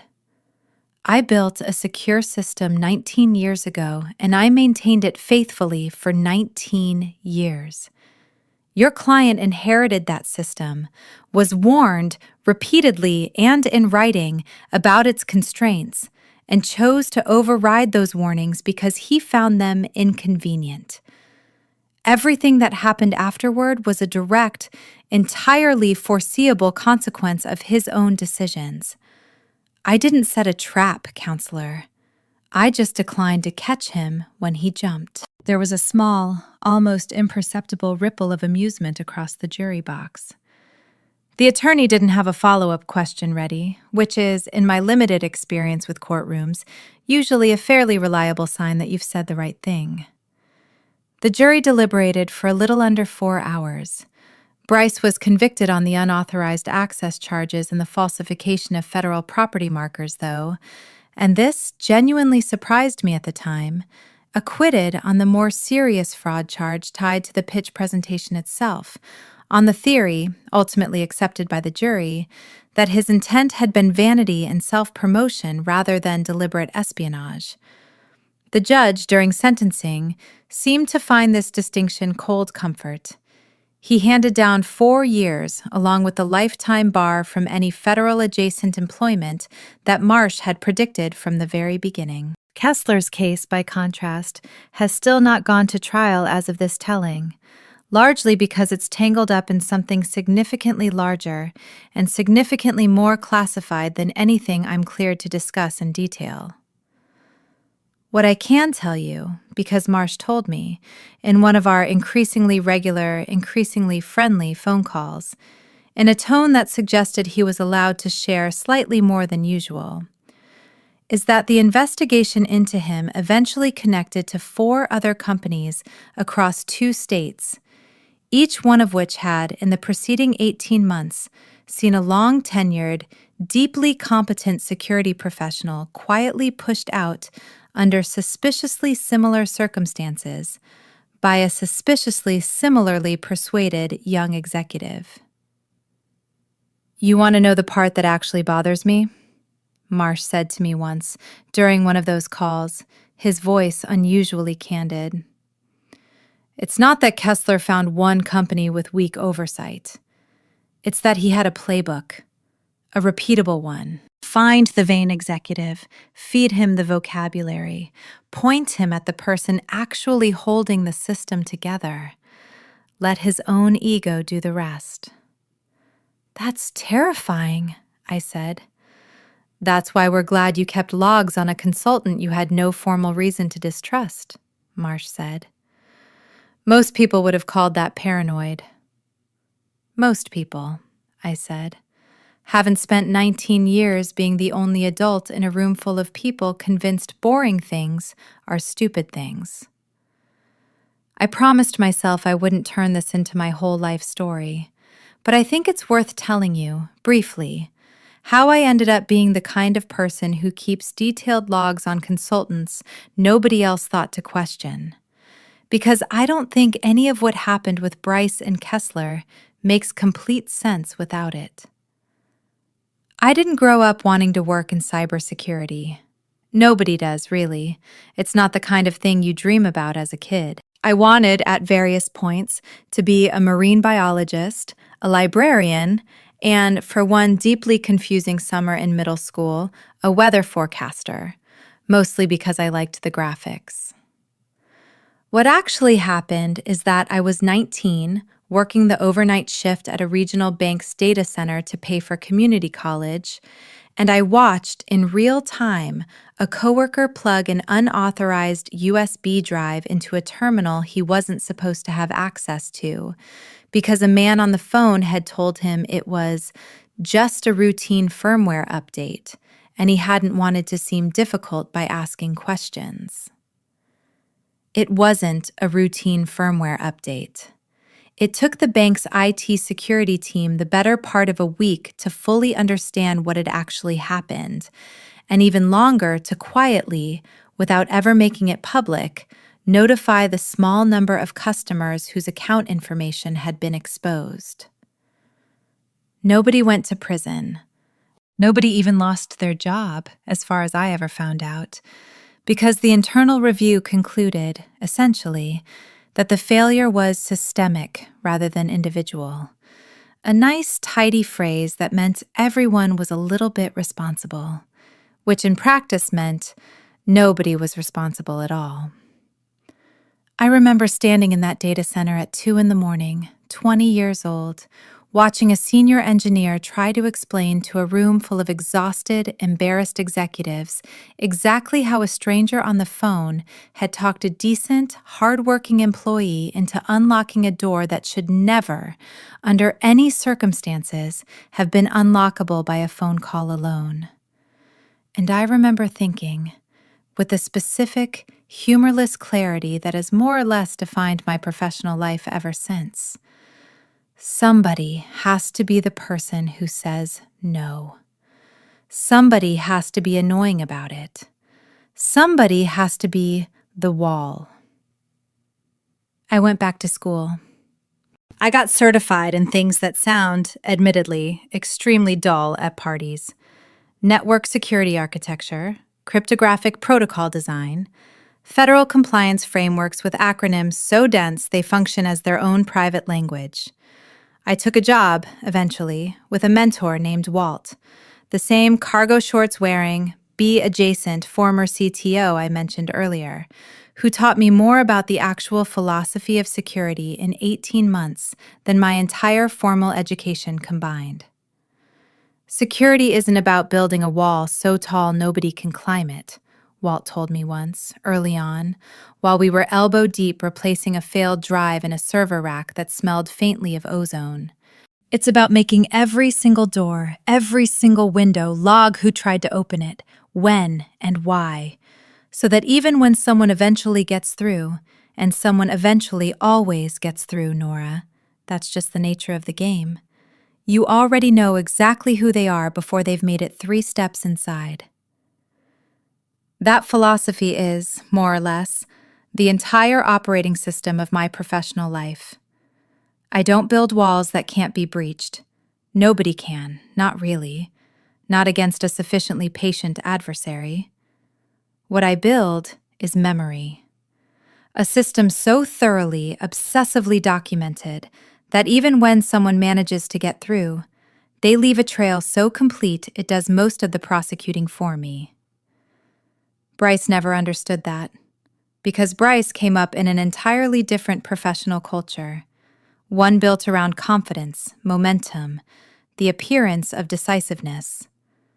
In that world, admitting uncertainty is a weakness. Asking, "Wait, why does it work this way?" before changing something is treated as a lack of vision rather than basic professional diligence. He walked into my server room genuinely believing that the reason nothing had gone catastrophically wrong in 19 years was luck, or inertia, or my own personal stubbornness, rather than understanding that luck was, in fact, the one thing that had almost never been involved. Kessler, for his part, understood something darker and more precise: that a culture built around confidence and momentum is trivially easy to manipulate as long as you're patient enough and as long as you find the right vain, ambitious young executive to point in the right direction. He didn't need to break into Meridian Systems himself. He just needed to convince someone with legitimate authority to open the door and hold it, politely, while he walked through. I think about that a lot, actually. How much of modern corporate security failure isn't really a technology problem at all. It's a culture problem, wearing a technology costume. Firewalls and encryption protocols matter enormously, don't get me wrong. I've built my entire career around them. But the actual weak point, 9 times out of 10, isn't a vulnerability in the code. It's a person in a nice office who's been convinced that caution is the same thing as cowardice, and that the people telling him to slow down are simply too unimaginative to see where the future is headed. Walt used to have a saying for that too, one I think about even more now than I did when he first told it to me. The most dangerous person in any building, he said, isn't the hacker outside trying to get in. It's the executive inside who's already decided the locks don't matter. He was right about a lot of things, Walt. I sent him a card after the trial ended. Just a short one. No dramatic details because most of what happened is still technically not something I'm supposed to discuss in writing. It just said, "The wall held. Thank you for teaching me how to build it." He wrote back 2 weeks later, a single photograph of a beehive, and underneath it, in his cramped, uneven handwriting, "Told you they'd need you more than they knew." There's a particular kind of quiet that settles over a life after something like this ends. And I want to be honest with you about what it actually felt like, because I think stories like this one sometimes skip past the unglamorous emotional aftermath in favor of getting to the satisfying part faster. For the first few weeks after the trial concluded, I kept waiting for something to happen. Old habits, I suppose. 19 years of being the person who's always half listening for the sound of a problem starting doesn't switch off just because the specific problem you'd been listening for finally resolved itself. I'd catch myself, at odd hours, reflexively checking dashboards that no longer had anything urgent on them, refreshing logs out of muscle memory rather than necessity. It took actual, deliberate effort to let myself simply exist without a threat to monitor. I took up gardening more seriously than I probably needed to. I finally finished replacing the fence around the back of my property, a project I'd been putting off for 3 years because I never had an uninterrupted weekend to devote to it. I started sleeping, genuinely sleeping, through entire nights for what felt like the first time in a decade. Not because the work I do doesn't matter anymore, but because I'd finally built a version of my professional life where the terms were mine, where nobody with a Patagonia vest and a LinkedIn headline could walk into my office and decide, on a whim, that 2 decades of careful, unglamorous, deeply necessary work was simply legacy weight, standing in the way of somebody else's paradigm shift. I think that's the part of this story I'd actually want you to take with you, if you take anything at all. Not the satisfaction of watching a smug young executive get walked out in handcuffs, though I won't pretend that part wasn't gratifying. It's this: the people who quietly, patiently, unglamorously keep things from falling apart are so easy to overlook precisely because they're good at their jobs. The absence of disaster looks, from the outside, indistinguishable from the absence of effort. Nobody throws a parade for the network that didn't get breached, the audit that came back clean, the crisis that never happened because someone spent a Saturday night making sure it couldn't. Bryce Calloway looked at 19 years of exactly that kind of quiet, unglamorous vigilance and saw instead a museum. Dinosaur tech. A relic standing between him and the future he'd been told he deserved. He found out in the end precisely how load-bearing that relic actually was. Word travels fast in this industry, even the boring parts of it. And within a few weeks of the story becoming public, in the sanitized business section version that never mentioned classified hardware or federal audit nodes by name, I started getting calls I hadn't expected. A trade journalist working a piece on insider threats in fintech wanted a quote. A podcast that covers corporate scandals wanted 45 minutes of my time and generously offered to fly me out for it. A university about 90 minutes from my house asked if I'd guest lecture in their information security program. I turned down the podcast. I turned down the journalist, mostly. though I did eventually agree to a short, carefully worded email statement that said almost nothing of substance, and somehow still got quoted 3 separate times, which taught me something new about how little content a journalist actually needs to build a headline. But the university lecture I said yes to, because there was something in the request that felt different from the rest.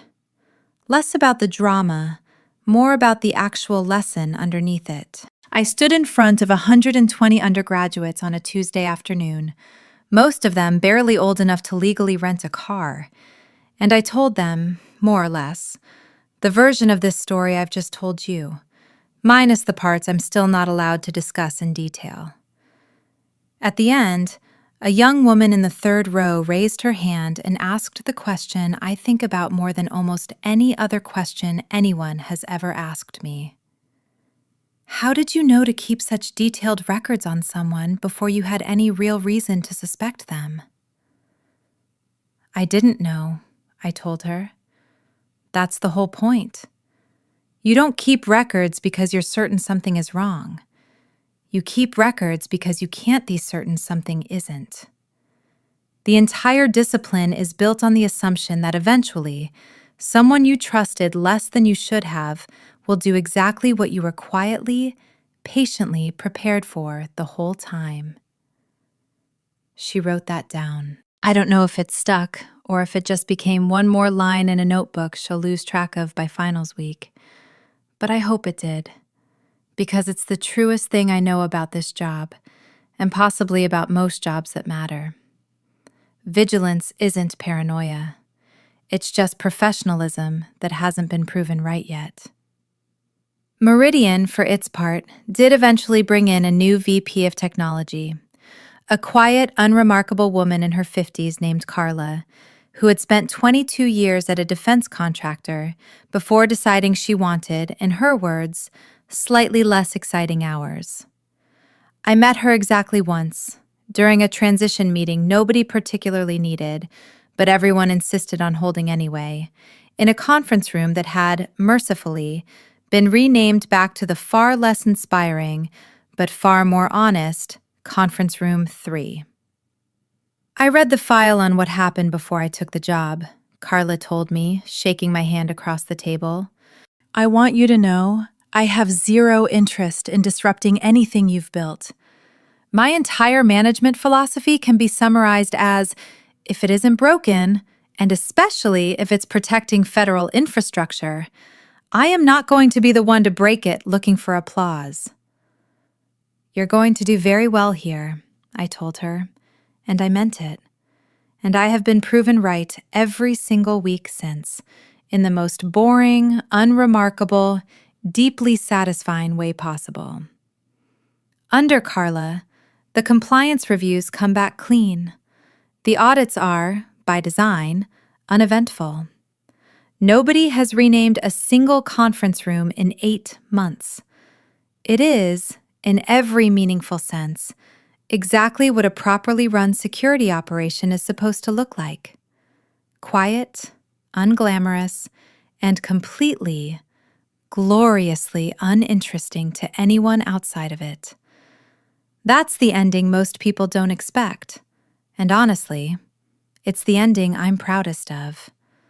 Not the arrest, not the handcuffs, or the federal plate hidden under a $5 sticker, or the look on Bryce Calloway's face when he realized exactly how much trouble he'd walked himself into. Those parts make for a good story, I understand that. I've told this one enough times now to know exactly which beats land and which ones don't. But they're not actually the point. The point is boring.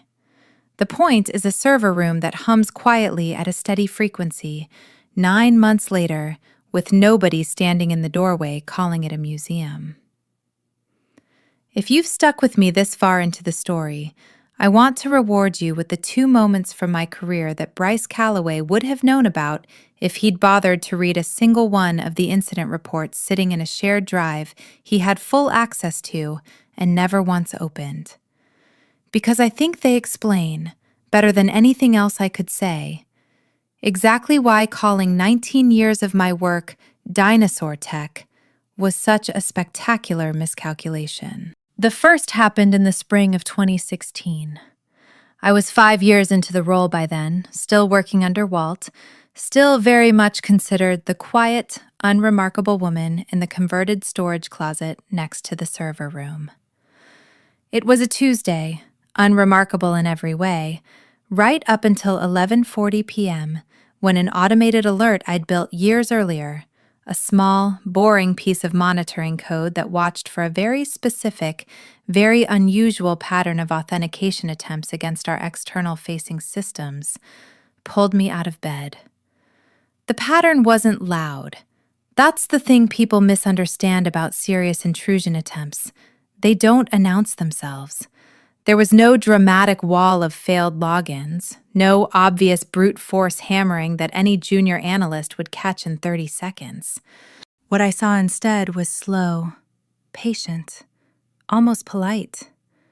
A handful of low and slow login attempts against a handful of employee accounts, spaced out just far enough apart to stay beneath the threshold that would normally trigger an automatic lockout, coming from a rotating series of IP addresses that traced back through several layers of obfuscation to infrastructure with a documented history of association with a state-sponsored group that, at the time, was actively probing financial institutions across the country for exactly the kind of federal-adjacent access we happen to hold.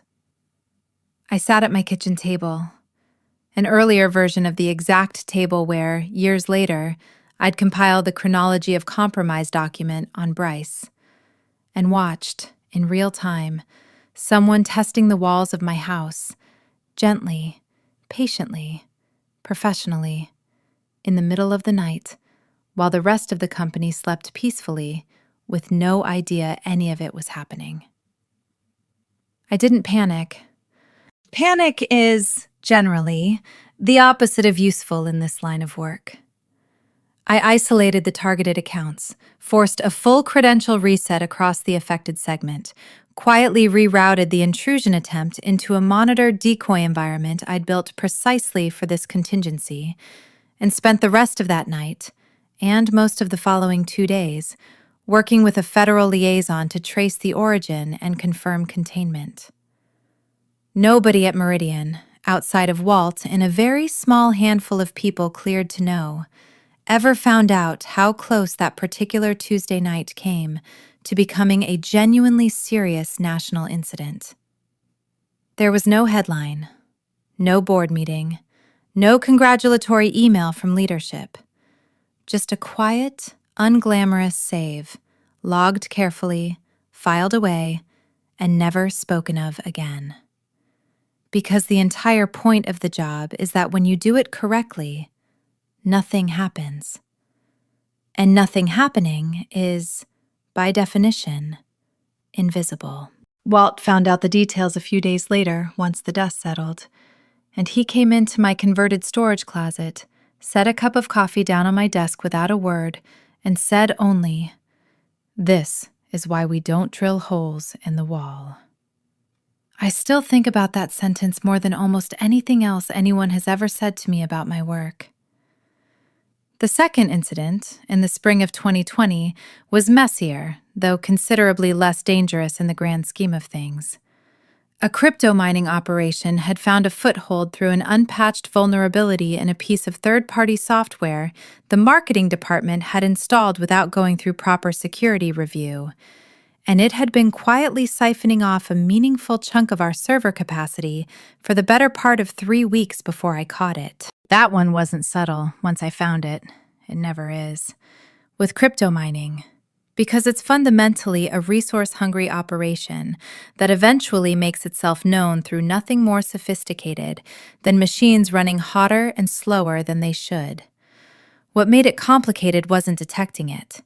It was untangling it without triggering a cascading failure across systems that, at the time, were under enormous strain supporting an entire company that had just shifted, overnight, into working from home during the early chaos of a pandemic nobody had a playbook for.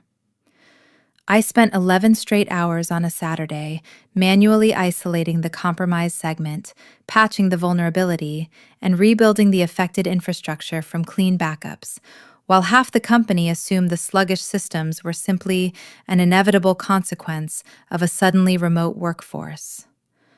Nobody thanked me for that Saturday either, mostly because nobody ever knew there was anything to thank me for. That's the job. That's the entire job in miniature. 11 hours of your weekend spent alone so that on Monday morning, everyone else gets to have an unremarkable day. I bring these two stories up not because I need credit for them. Genuinely, I don't. That's not how this work is supposed to function. But because they're the exact kind of thing sitting quietly in an incident report archive that Bryce Calloway had full administrative access to and never once opened. He inherited a security program that had already twice quietly absorbed serious hits on behalf of a company that never even knew it had been struck. And instead of reading the history, instead of asking a single question about why things were built the way they were, he took one look at the server room and decided the whole operation smelled like a museum. Museums, as it turns out, tend to have very good reasons for the way their exhibits are arranged. It's usually worth asking a curator before you start rearranging the furniture.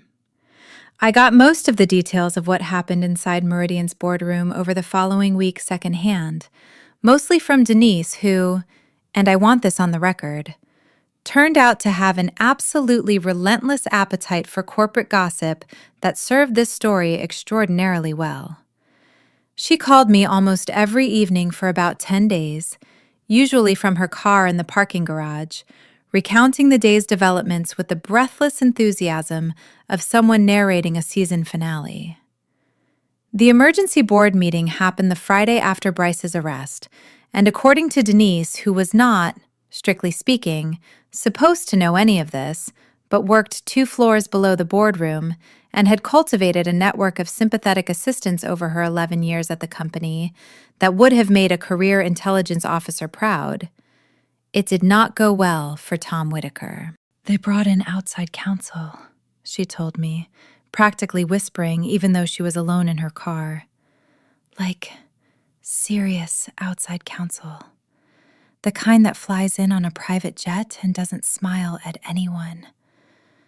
And apparently one of the board members, the older guy, the one who always looks like he's personally offended by the free coffee, he stood up in the middle of the meeting and asked Tom, point blank, why the company had allowed a 32-year-old with zero background in regulated industries to have unsupervised authority over federal compliance infrastructure. What did Tom say? Nothing good. I heard he tried to say something about fresh perspective, and the guy just about lost his mind. Someone else asked why nobody had looped in you, specifically, before making a personnel decision that touched a 9-figure government contract. And apparently, there was this long, horrible silence, because the honest answer was that nobody had thought to ask, because nobody up there actually understood what you did well enough to realize it mattered. That detail, more than almost anything else in this entire saga, is the one that has stuck with me the longest. Not the arrest, not the trial. Just the plain, quiet fact that an entire board of directors, intelligent people by most conventional measures, people who'd built and sold companies, people who sat on other boards and gave keynote speeches about leadership, had spent years signing off on a technology strategy without a single one of them fully understanding what the person actually holding the whole structure together was responsible for. It wasn't malice. It was worse, in a way. It was simple, ordinary inattention, the kind that quietly accumulates in every organization until, eventually, it finds the one weak point that turns inattention into catastrophe. The stop work order stayed in place for 11 weeks, during which Meridian's stock, a small, mostly overlooked fintech ticker that nobody outside the industry had ever paid much attention to, dropped by nearly a third. 2 senior executives resigned within the month, neither of them publicly tied to the scandal, though Denise had theories about both that I will not repeat here because I genuinely don't know if they're true, and I try, generally, not to pass along things I can't verify, which is, I suppose, the entire ethos of my professional life bleeding into my personal one. Tom Whitaker survived, technically, though from what I understand, his role narrowed considerably in the aftermath. A chastened, closely supervised version of the man who'd once approved Bryce's hiring, with what one board member reportedly described, in a phrase Denise repeated to me with obvious relish, as less due diligence than most people put into choosing a vacation rental. As for Bryce personally, beyond the legal consequences, I heard through the same channel, Denise really did have an extraordinary network. That his engagement ended sometime during the months leading up to trial, that his family had largely stopped speaking to reporters after the first few weeks of unwanted attention, and that the confident, buzzword-fluent young executive who'd once pointed finger guns at me across a boardroom had, by the time of his sentencing hearing, lost enough weight and enough of his old bearing that a former coworker who saw him in the courthouse hallway reportedly didn't recognize him at first. I want to be honest with you about how I felt hearing that, because I think it would be dishonest to pretend the answer is simple. There is a part of me, the part that spent months documenting every small cruelty, every budget cut, every dismissive comment about a museum, that felt something uncomfortably close to satisfaction. But there's another part, a quieter and, I think, more honest part, that mostly just felt tired. Bryce Calloway wasn't a supervillain. He was a young man who'd been taught by an entire professional culture and then, more specifically and more deliberately, by someone actively exploiting that culture, that confidence was a substitute for competence, and that the people telling him otherwise were simply too small-minded to see what he saw. He paid an enormous price for believing that. I don't think it makes the world safer that he did. I just think it makes the world, very slightly, more honest.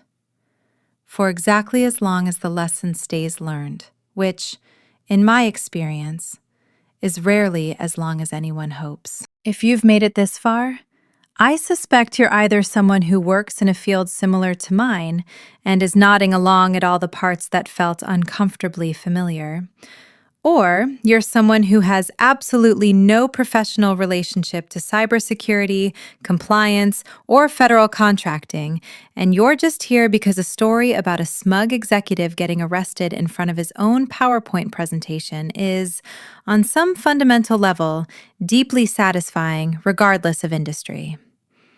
Both of you are welcome here.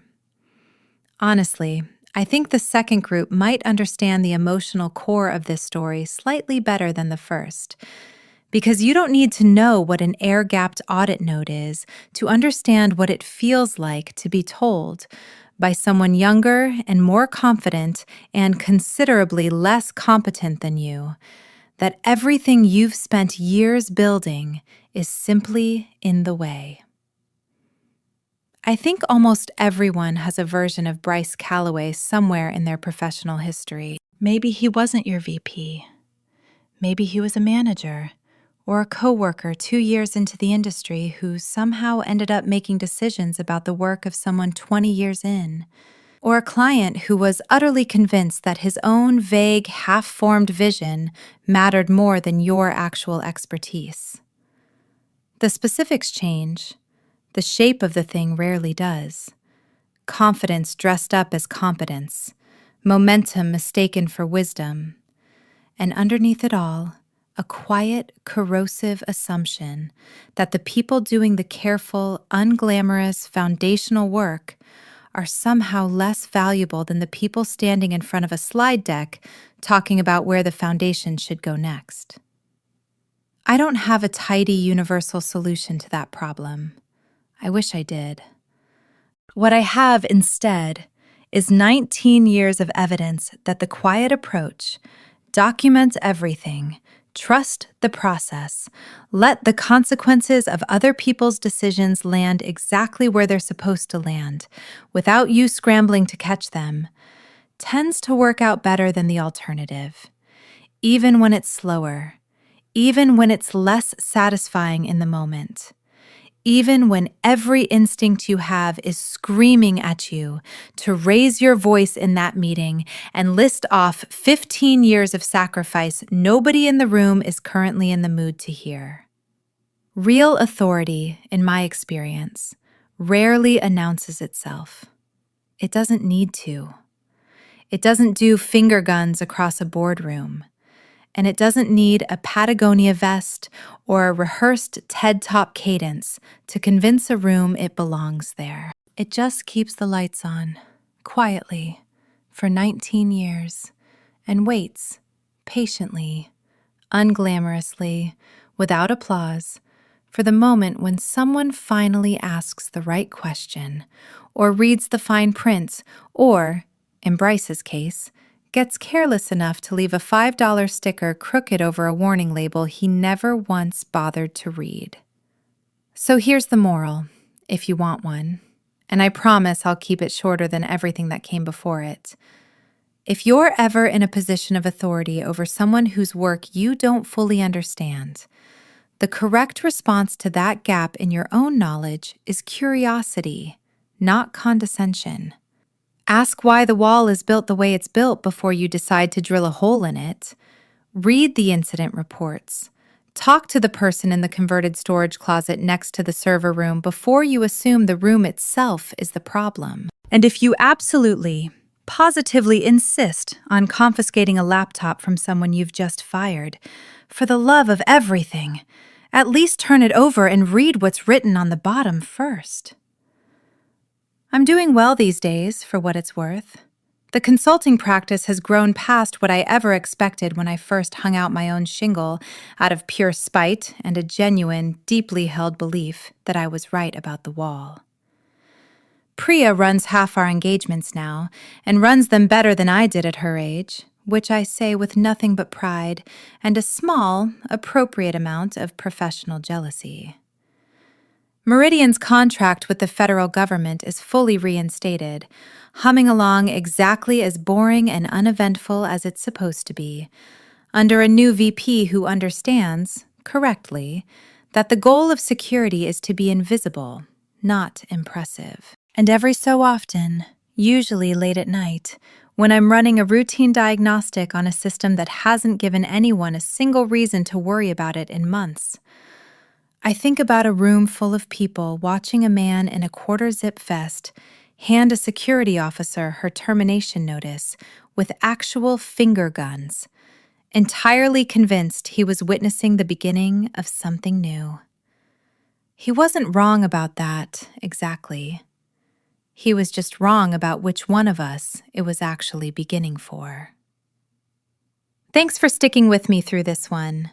If you're the kind of person who enjoys watching quiet, patient competence eventually get its due, in a boardroom, in a server room, or anywhere else people are foolish enough to underestimate the person holding the actual keys, I hope this scratched that particular itch.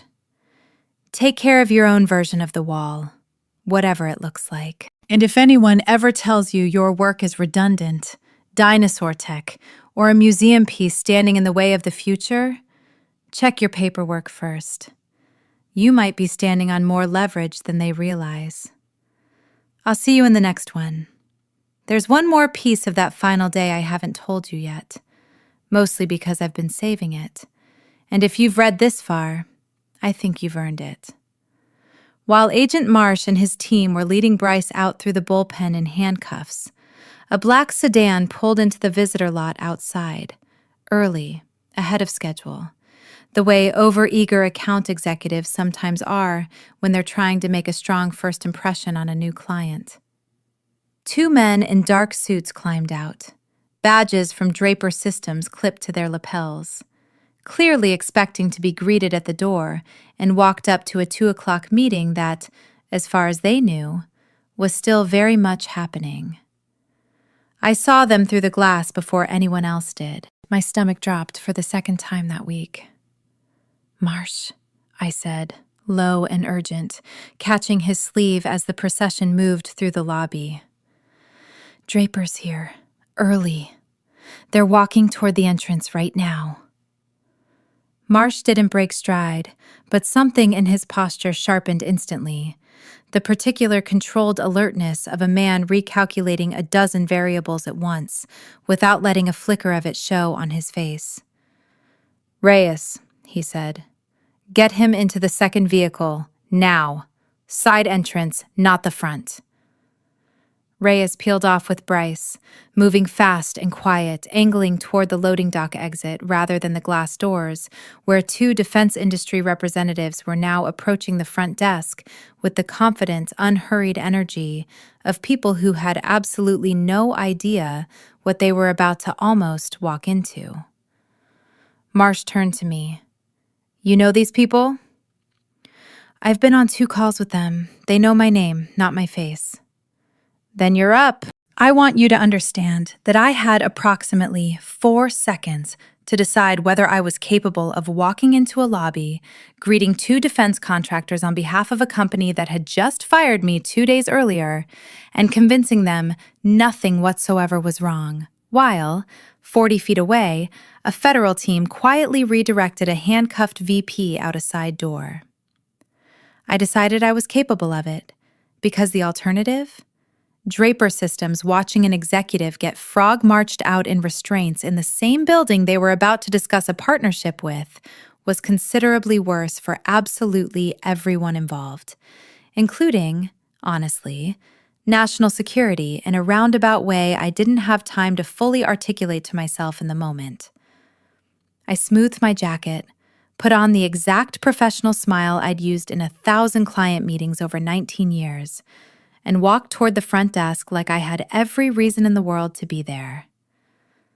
"Gentlemen," I said, extending a hand, "I'm so sorry. There's been a last-minute scheduling conflict on our end.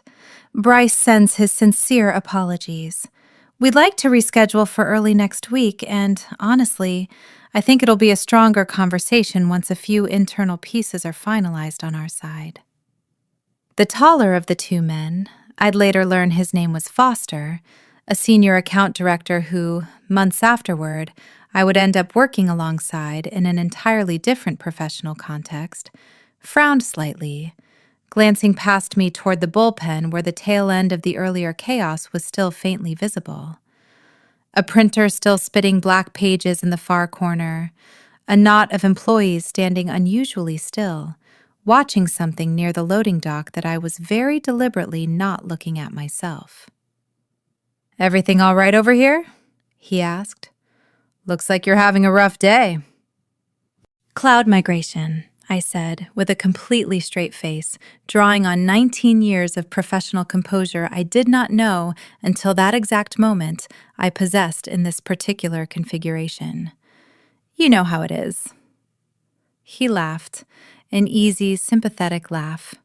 The laugh of a man who had clearly sat through his own share of botched infrastructure transitions and said something about how his own IT department had put them through something similar the previous spring.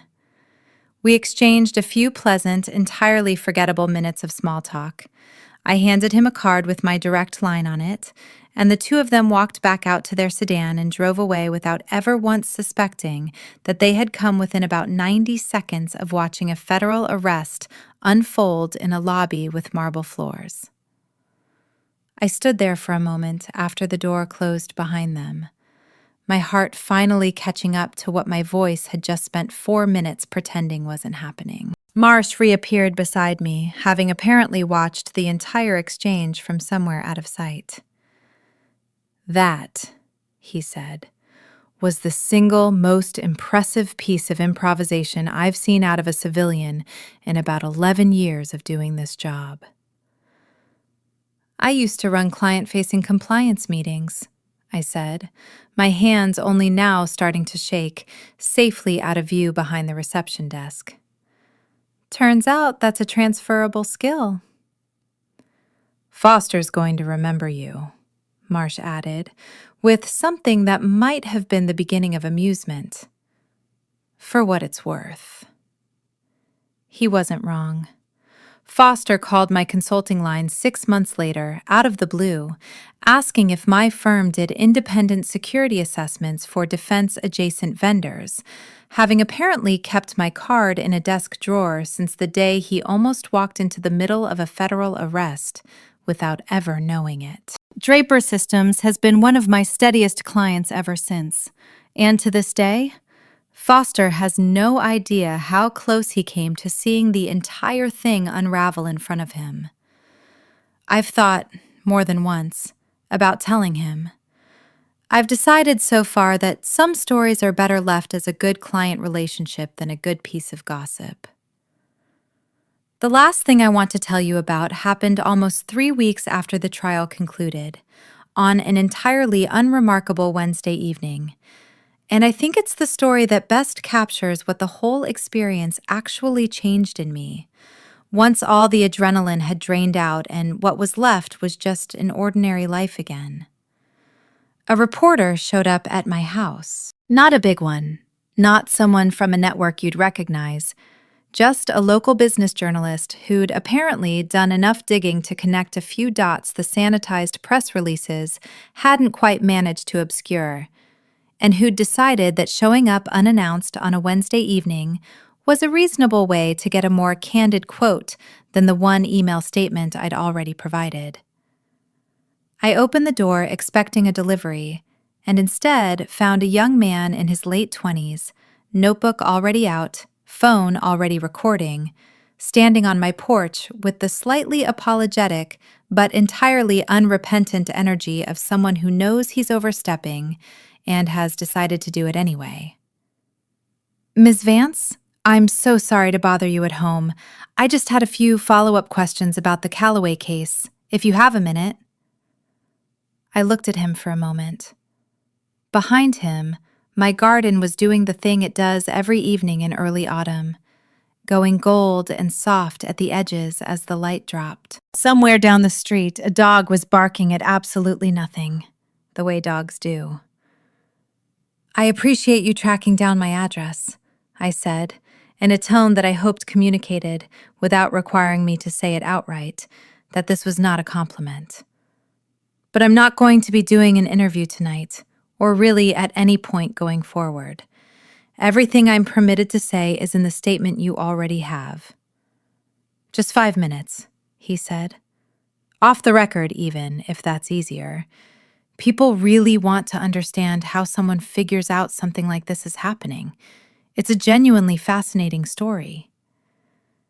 I thought for a moment about all the things I could have said, about 19 years of unglamorous vigilance, about Walt and his beehives and his aphorisms about walls, about the specific, cold clarity that had settled over me the moment I looked at a laptop being handed back to me and understood, immediately, exactly what it actually was. About Priya and Kessler and the 11-hour Saturday nobody ever thanked me for, and the 2 a.m. alert in 2016 that no headline would ever mention.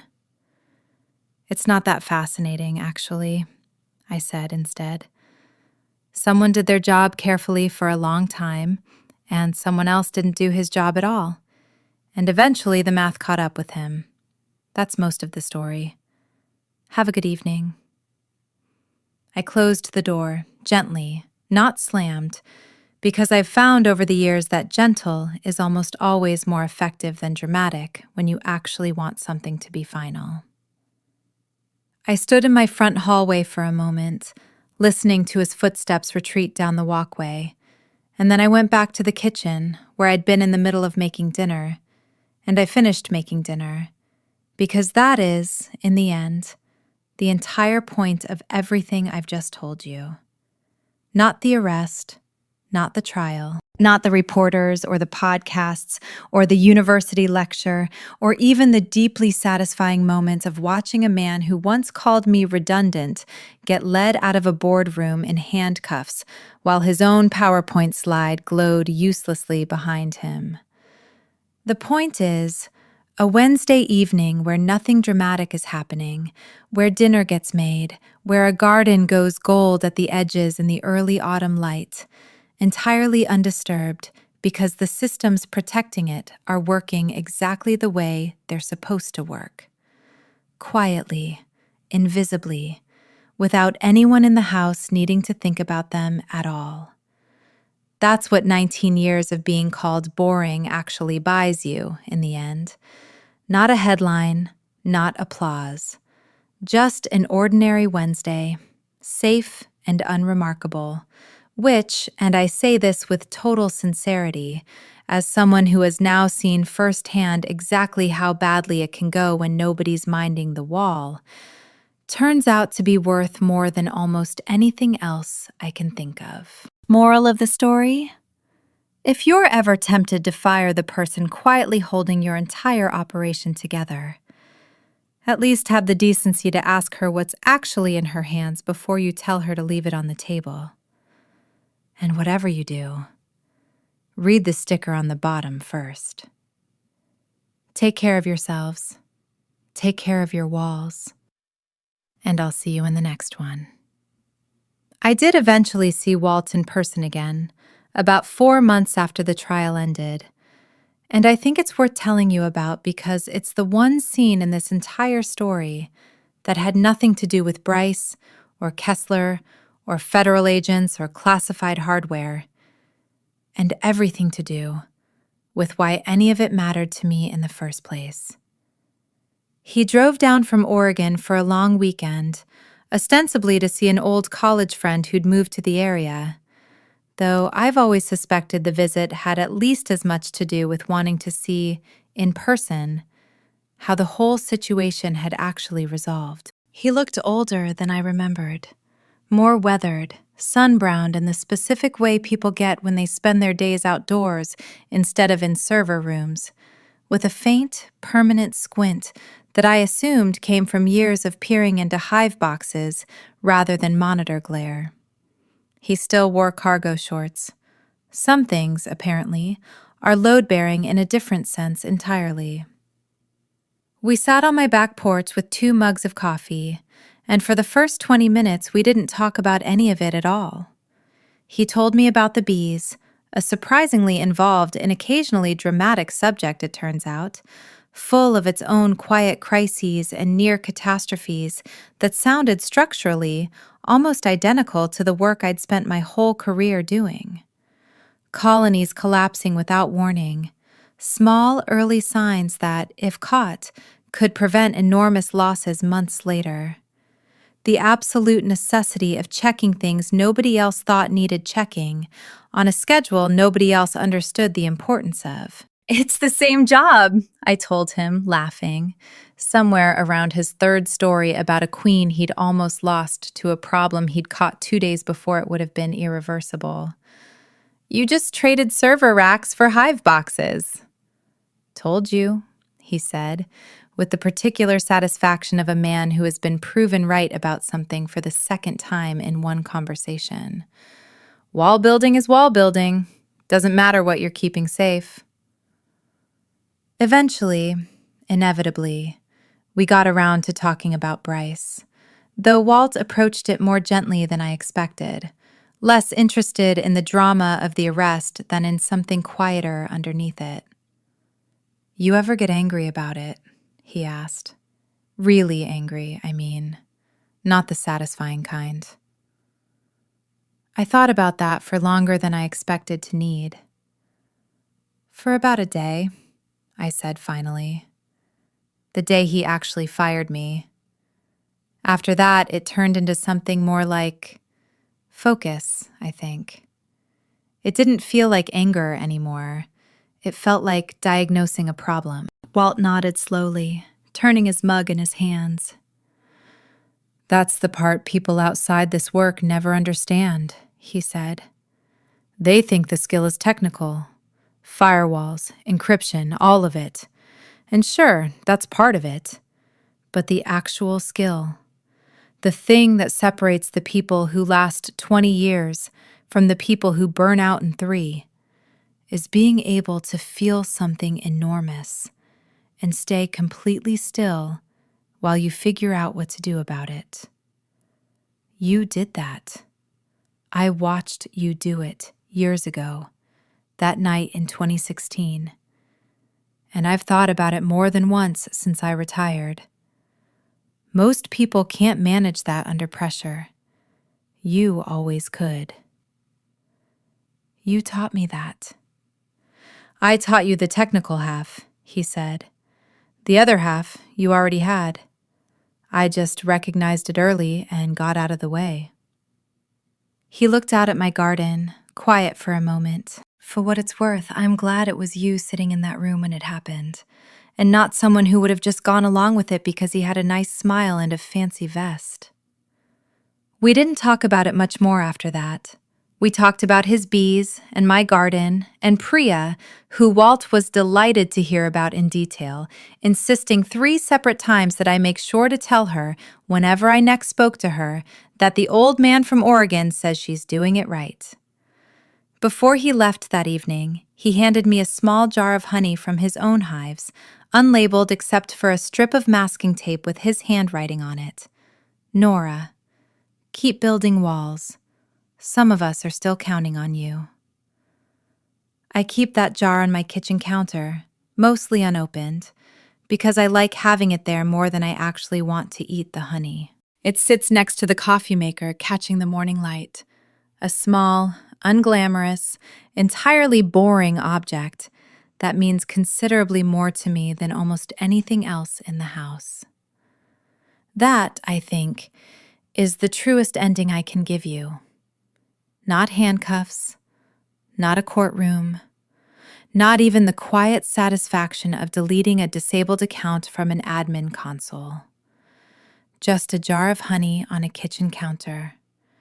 A reminder from someone who understood the job before I did, that the whole point of building something carefully, patiently, and without applause is that eventually, someone who actually understands what you built will notice. And it usually isn't the person you expected, and it's almost never in the room where the finger guns were pointed at you in the first place.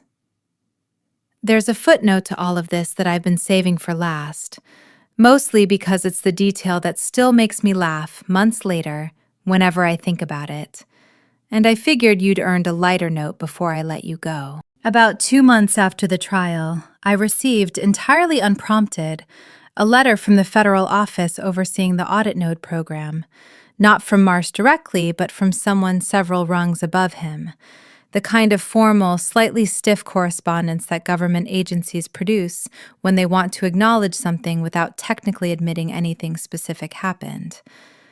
It thanked me, in extremely vague and carefully lawyered language, for exemplary diligence in the preservation of program integrity during a period of operational disruption, and informed me that, as a result, my clearance renewal, normally a grinding months-long process full of forms and waiting rooms, had been expedited and approved on an accelerated timeline. Tucked into the envelope, almost as an afterthought, was a small laminated card. A new badge, technically, though not one that grants access to anything in particular anymore, since I no longer work inside a building that requires one. Just a formal designation. Certified External Compliance Auditor, Tier 2 clearance, active. I keep it in my wallet, behind my driver's license, where it serves absolutely no practical purpose, except to occasionally make me smile when I'm digging for a credit card at the grocery store. I called Marsh to ask if he knew anything about it, mostly out of curiosity about who, exactly, had decided a formal thank you letter was warranted. That came from considerably higher up than me, he said, sounding, for the first time in our entire acquaintance, faintly amused rather than simply dry. Word travels. Apparently someone read the full case file, the Kessler piece especially, and decided it was worth the paperwork. I didn't do it for a laminated card, Marsh. I know, he said. That's exactly why they sent it. I've thought about that exchange more than I probably should. There's something almost funny about spending 19 years being systematically overlooked by the people directly above you. The Bryces, the Toms, the entire parade of executives who saw a converted storage closet and assumed it contained nothing worth their attention, only to have the actual weight of what you'd built acknowledged, eventually, by an anonymous office in Washington that most people will never know exists, in a letter so carefully worded it barely says anything at all. But I understand it now, in a way I don't think I fully did before all of this happened. The people who build the walls are rarely the people standing at the podium. That's not a flaw in the system. It's the entire design of it. You're not supposed to notice the wall when it's working. You're only supposed to notice it loudly, dramatically, and usually far too late, on the rare occasion when someone convinces themselves it was never load-bearing in the first place. I don't need the applause. I never did, really, even in the years when I told myself I might. What I needed, what I think everyone doing this kind of quiet, foundational work actually needs, more than recognition, more than a title bump, more than a laminated card behind a driver's license, was simply to be believed.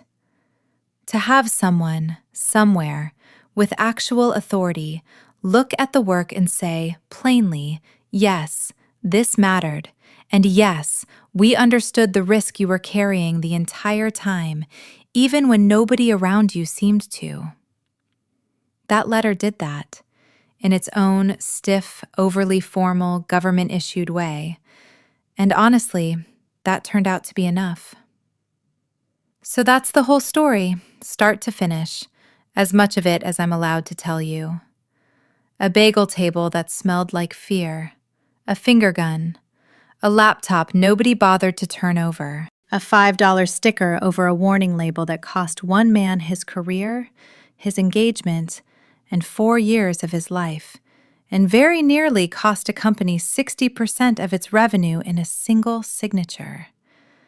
A quiet consultant with a very patient, very dangerous playbook, undone by exactly the kind of obsessive, unglamorous record-keeping he'd assumed nobody bothered with anymore.